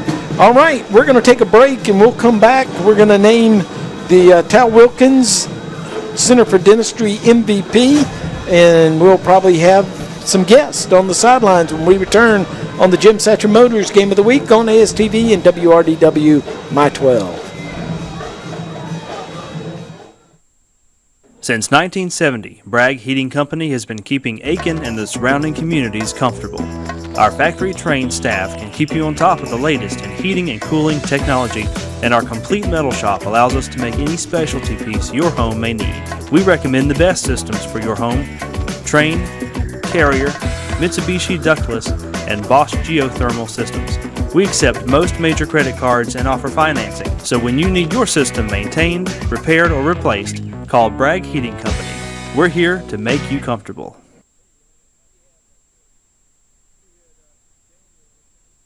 Did you know in the United States someone dies in a drunk driving accident every 52 minutes? I know the statistics all too well. We represent the innocent victims of alcohol-related crashes. We see firsthand the devastation that alcohol can cause for victims and their families. Too often it leads to serious injuries or worse. On behalf of the Chandler Law Firm, a law firm representing injured people, we urge you, please don't drink and drive. Tyler's Tire and Auto Center, founded in 1963, family owned and operated for 50 years and dedicated to customer service with safety of your family, our top priority. Tyler's Tire is a full-service tire retail, tire repair, and automotive repair facility with ASC certified mechanics. Located in 2 locations, 1019 Richland Avenue West and 1518 Whiskey Road. Let our family take care of yours. Tyler's Tire and Auto Center. You've heard of 6 degrees of separation? In Aiken, it's more like 1 or 2. It's a rare day that I don't go to a grocery store and see a former patient, their mother or father, or son or daughter. That's the nature of practicing medicine in a relatively small town, especially emergency medicine. But that's exactly what got me into practicing medicine in the first place, making that personal connection and helping people I know. People you know, healthcare you trust. Aiken Regional Medical Centers.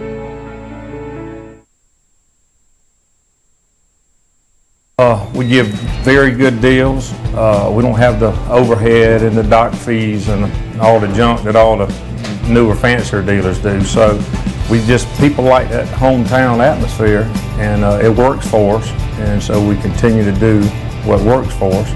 And so we just like to keep it plain and simple. You come see us, you'll be glad you did.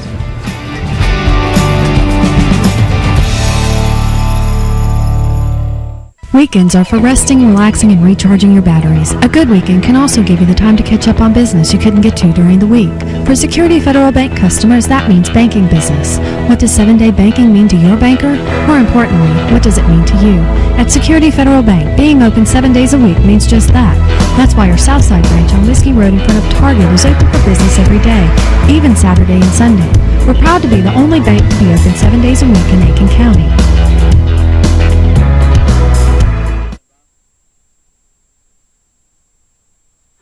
Midland Valley knocks off Aiken 21-14, 5-0 in conference. They are the region champion.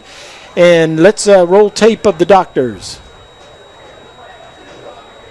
Hi, I'm Dr. Tal Wilkins. And I'm Dr. Brooke Ussery with the Center for Dentistry. We, along with Aiken Center Television, would like to congratulate the most valuable player of the game. Congratulations. Thank you, doctors. And this is becoming a habit, Draquan. We open up the picture, and there you are. We're going to give it to both you and your cousin. Daniel, congratulations. How does it feel? It feels so good, like really good. Just know that we told Coach Knight, we promised him from the beginning of the season. We may have started off slow, but we still promised him, Coach will give you a region title. And he held us true to that. And as you see now, we held true to it, and we gave him one. And you know, when I hear you say that, it just makes me feel like you must have a lot of respect for your coach, and I'd even put it a little more than that. It sounds like you really care about your coach, maybe even love your coach, and I like to hear that. Oh, I do. We have, all of us as a team, we all love Coach Knight. Well, it seems, and all of our coaches at that. Yeah, it seems like you guys have kind of like a family atmosphere there between your team, and that's important. If you get that, it can really help you win. Yes, sir. And that coming from an old coach who likes the fact that his team loves it. He's not ashamed to say it. Well, that's not always the case, Charlie. It helps when you win, doesn't it, Draquan? Yes, sir. Now, on that long run, on the 70-yard run, Aiken has just tied you up. It's 14-14. What y'all talk about before the play? Basically, they just talked to me. I had to clear my head and just forget about the bad plays that happened.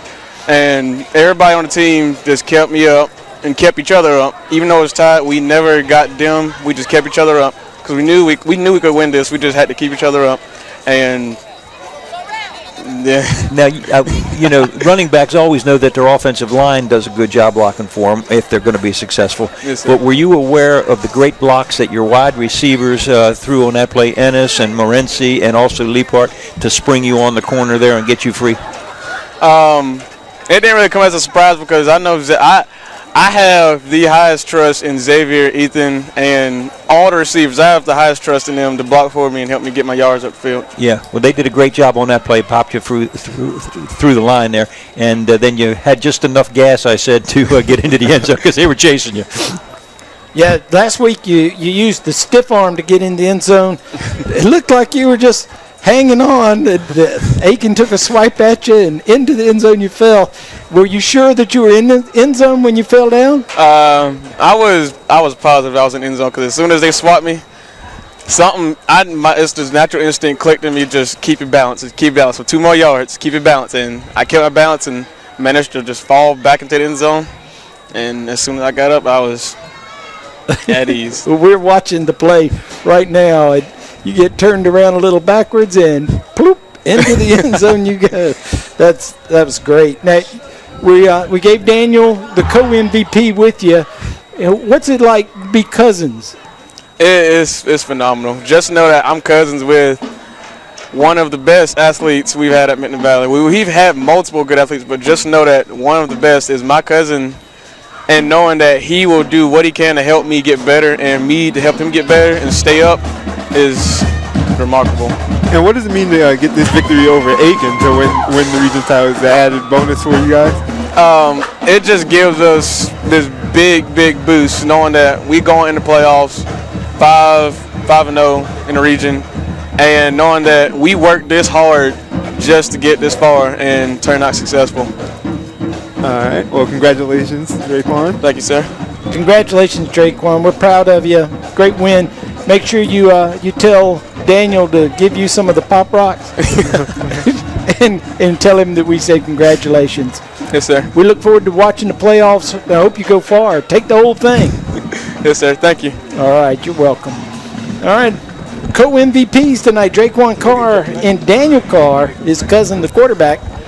What a great kid. And I'll tell you what, he was a little more relaxed, I think, this weekend, and much more talkative than he was last week. Or maybe he's just getting used to it. Okay, maybe he's getting used to it. Well, he was pretty giddy last week. Yes, he was excited about getting the win and getting the yards, and everything fell into place. But tonight he had a lot to say, and I'm sure Coach Knight will have some good things to say as well.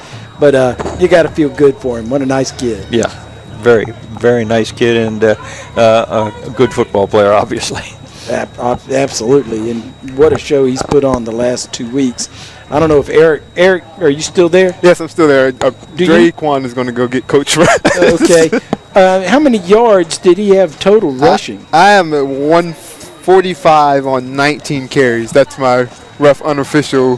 That sounds about right, because he got 70 on that last run, or on the run for the touchdown, and probably had twice as much. So that sounds good from my perspective of what I was keeping up with. Yeah, and he had a couple of decent runs, 20 yards, 22 yards. Yeah. But he also had some really tough yardage where it was just 3, 4, something like that. And there were some plays where, he frankly, had some none yards. He got none. Yeah, exactly. It was tough going because Aiken played strong defense against them tonight. Well, being down there on the field, was it the electricity up here in the booth from the crowd? It seemed like it was ready to just explode at the end. How did it sound down there on the sideline? It was. The sideline went just as crazy as the crowd did. The assistants were jumping around. The players were jumping around. Everyone was jumping around down here. When was the last time Midland Valley won a region title? I believe what Knight had said to me when I passed him a minute ago was 99. We will have to ask him when he gets over here, but I believe that's what he said. It's been a long time, and like I said earlier when you weren't, I don't think, with us. Coach said, "How far back was I at Aiken High School?" And that was in the 70s. There wasn't a Midland Valley back when I was in high school. That was when you had Lavelle McCampbell High School, Graniteville High, and LBC, Langley Bath Clearwater. And needless to say, Aiken High didn't play either one of those schools. Those were 1A teams, and Aiken was the third biggest school in the state of South Carolina. And they didn't schedule the little teams. North Augusta was the big rival when I was coming along, and then you played Irmo and some of the bigger Columbia schools from there. Lexington was certainly one of them too. But from that perspective, Midland Valley didn't come along till 1981, I believe. It's the first year of Midland Valley. I don't think they've won too many region titles, but this certainly has got to feel good, especially with the start, especially with the injury of Daniel Carr, Boyd having to come in and quarterback for him and get him through that stretch. One of the things I like to see around this campus is their logo that says MV, Pride of the Valley, and I think the people here demonstrate that. They do a nice job with the tailgate. They do a nice job with the concessions. Good community support for this football team, and there was some excitement here tonight, and I think this will simply add to the pride of the Valley, and that's a good thing. I have a final score for you guys while we're here. Lexington ended up winning 31-21 over South Aiken. That's a shame, but Aiken, sounds like South Aiken gave them all they wanted. Tough night for the two Aiken schools. Aiken, my impression of Aiken tonight is that they played hard, played strong. They have nothing to hang their heads about. And like we said before the game, we do think they're going to make the playoffs, right, Eric? Yes. They will be in the playoffs. Neil said that they will likely be on the road. So it'll be tough, but it beats the heck out of staying home and only getting 2 wins. From what they've had. He's come a long way, and he's making progress, and he's got some good players coming back. So how close are we to having Coach with us, Eric? I am not sure about that. Well, okay. It's been a good week. We'll take a break, and if we can pick him up, we'll do that. If not, we'll come back and wrap things up for another successful game of the week, the Jim Satcher Motors game of the week on ASTV and WRDW, My 12. Since 1970, Bragg Heating Company has been keeping Aiken and the surrounding communities comfortable. Our factory-trained staff can keep you on top of the latest in heating and cooling technology, and our complete metal shop allows us to make any specialty piece your home may need. We recommend the best systems for your home: Trane, Carrier, Mitsubishi ductless, and Bosch geothermal systems. We accept most major credit cards and offer financing, so when you need your system maintained, repaired, or replaced, call Bragg Heating Company. We're here to make you comfortable. Were you hurt on the job? Are you trying to keep your work comp payments? Do you feel like no one is listening? Your employer, the company doctor, the insurance company? Well, we're listening. Our workers' compensation team has helped hundreds of injured South Carolinians. Call us now and let us listen to you. For a free consultation, call 803-644-5335 or visit thechandlerlawfirm.com. You can count on Chandler. Tyler's Tire and Auto Center, founded in 1963, family owned and operated for 50 years and dedicated to customer service with safety of your family, our top priority. Tyler's Tire is a full-service tire retail, tire repair, and automotive repair facility with ASC certified mechanics. Located in two locations, 1019 Richland Avenue West and 1518 Whiskey Road. Let our family take care of yours. Tyler's Tire and Auto Center. You've heard of 6 degrees of separation? In Aiken, it's more like 1 or 2. It's a rare day that I don't go to a grocery store and see a former patient, their mother or father, or son or daughter. That's the nature of practicing medicine in a relatively small town, especially emergency medicine. But that's exactly what got me into practicing medicine in the first place, making that personal connection and helping people I know. People you know, healthcare you trust. Aiken Regional Medical Centers.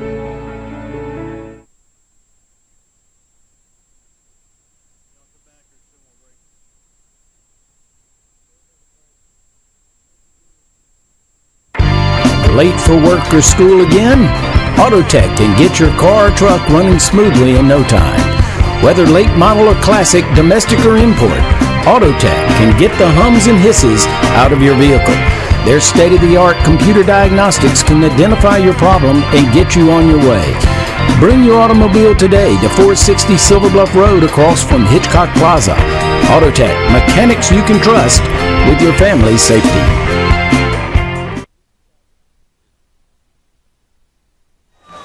Midland Valley completes an undefeated region schedule, 5-0, as they beat Aiken High School from up U.S. Highway 1. Big rivalry, good win for Midland Valley, and Coach apparently has gone off and he's celebrating. We don't blame him for that. No, I think he'd probably rather be with his kids than us, so that's fine. That's the way it should be. Once again, all I can say is a great job by his kids. Absolutely, but you got to take your hat off to their coaching staff also. They kept things together, came back with 2 really fine wins to close out the regular season, defeating an undefeated Airport last week and then a strong Aiken team this week. Both good victories, and they're to be congratulated. Good luck in the playoffs. Great coaching job to keep the team together, win those first 2 games without Daniel Carr in the region, and then have him come back and win those final 3. Be 5-0, and we wish him a lot of luck in the playoffs, and let's hope we go see him in Columbia and play for the state championship. That would be great, wouldn't it? That would be fun, and we hope that gets accomplished, and good luck to Aiken too, and if they can make it through the tough side of winning on the road, that'll be good too.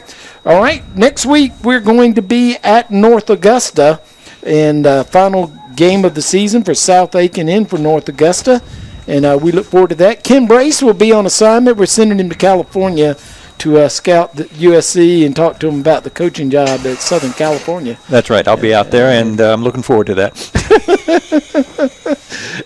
By the way, for those of you waiting at home wanting Ken's numbers, they're 1, 9, and 12.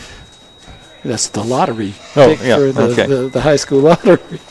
So from a standpoint of Ken, congratulations. Have a good time in California. It's been a great season. Hey, I've enjoyed it. Appreciate it. As always, we'll look forward to doing it again next year if they'll have us back. That's right. All right. And I will be back. Eric will be with me. We'll be in North Augusta, and we look forward to that But until then, for Ken Brace, for Eric Russell on the sidelines, and also for our director, James Grigsby.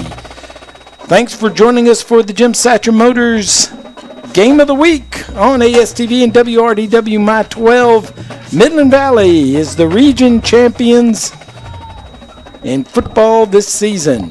Have a good night. Good night.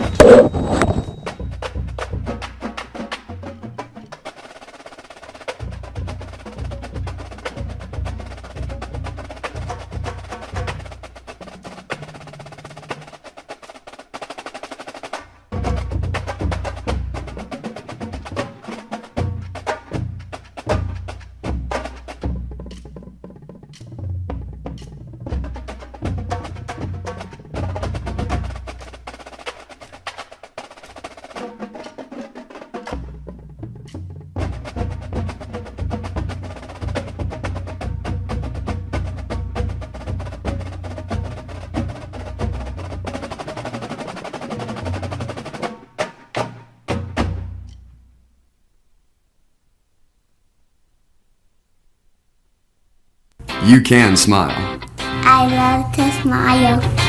I was so pleased that I could get all of my dentistry work done in just one visit. You can smile. Painless. That's how I would describe it.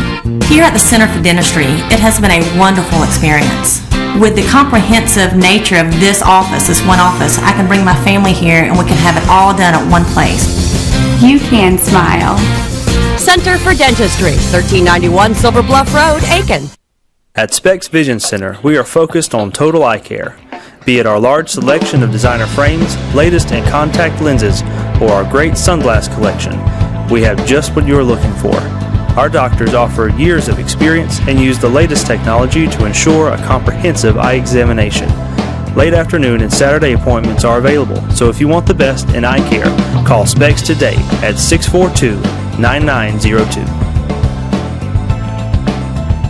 Calling all college football fans, Unique Expressions has everything you need for game day, including collegiate apparel, accessories, tailgating items, even Yeti coolers. Shop a variety of South Carolina, Clemson, and Georgia gear. We have something for every fan. And that's not all. Unique Expressions offers on-site embroidery, vinyl lettering, and an array of personalized gifts. Find the perfect gift for any occasion and shop brands like Spartina, Vera Bradley, Ridley Pulitzer, Jack Rogers, Simply Southern, Tyler Candle Company, and so much more. Stop in today. Unique Expressions, 1521 Whiskey Road in Mitchell Shopping Center in Aiken, South Carolina. Choosing a physician you can trust with your family's health is an important decision. University Medical Associates has been dedicated to your health care for over 20 years, and Dr. Humans and his staff are ready to provide the quality care you and your family deserve. With short wait times, walk-ins and same-day appointments, an in-house lab by Quest Diagnostics, and 24-hour turnaround on sports physicals, it's no wonder Dr. Humans was selected Best Family Doctor in Aiken's Choice 2015. Come see us today, 934 Doherty Road in Aiken. You finally found your dream home, but it needs a few tweaks. New windows, vinyl siding, maybe a sunroom. Who do you call to do the job right? Since 1963, Bates & Sons has been proud to offer quality products for your home, installed with unsurpassed workmanship. Check out our latest jobs on Facebook, and you could win one of our monthly giveaways.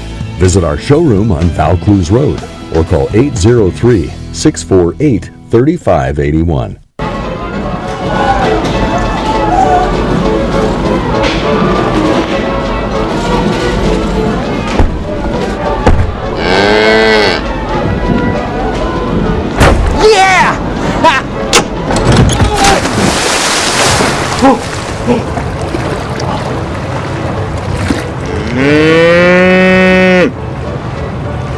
Half lemonade, half ice cream. Frosted lemonade, starting at $200.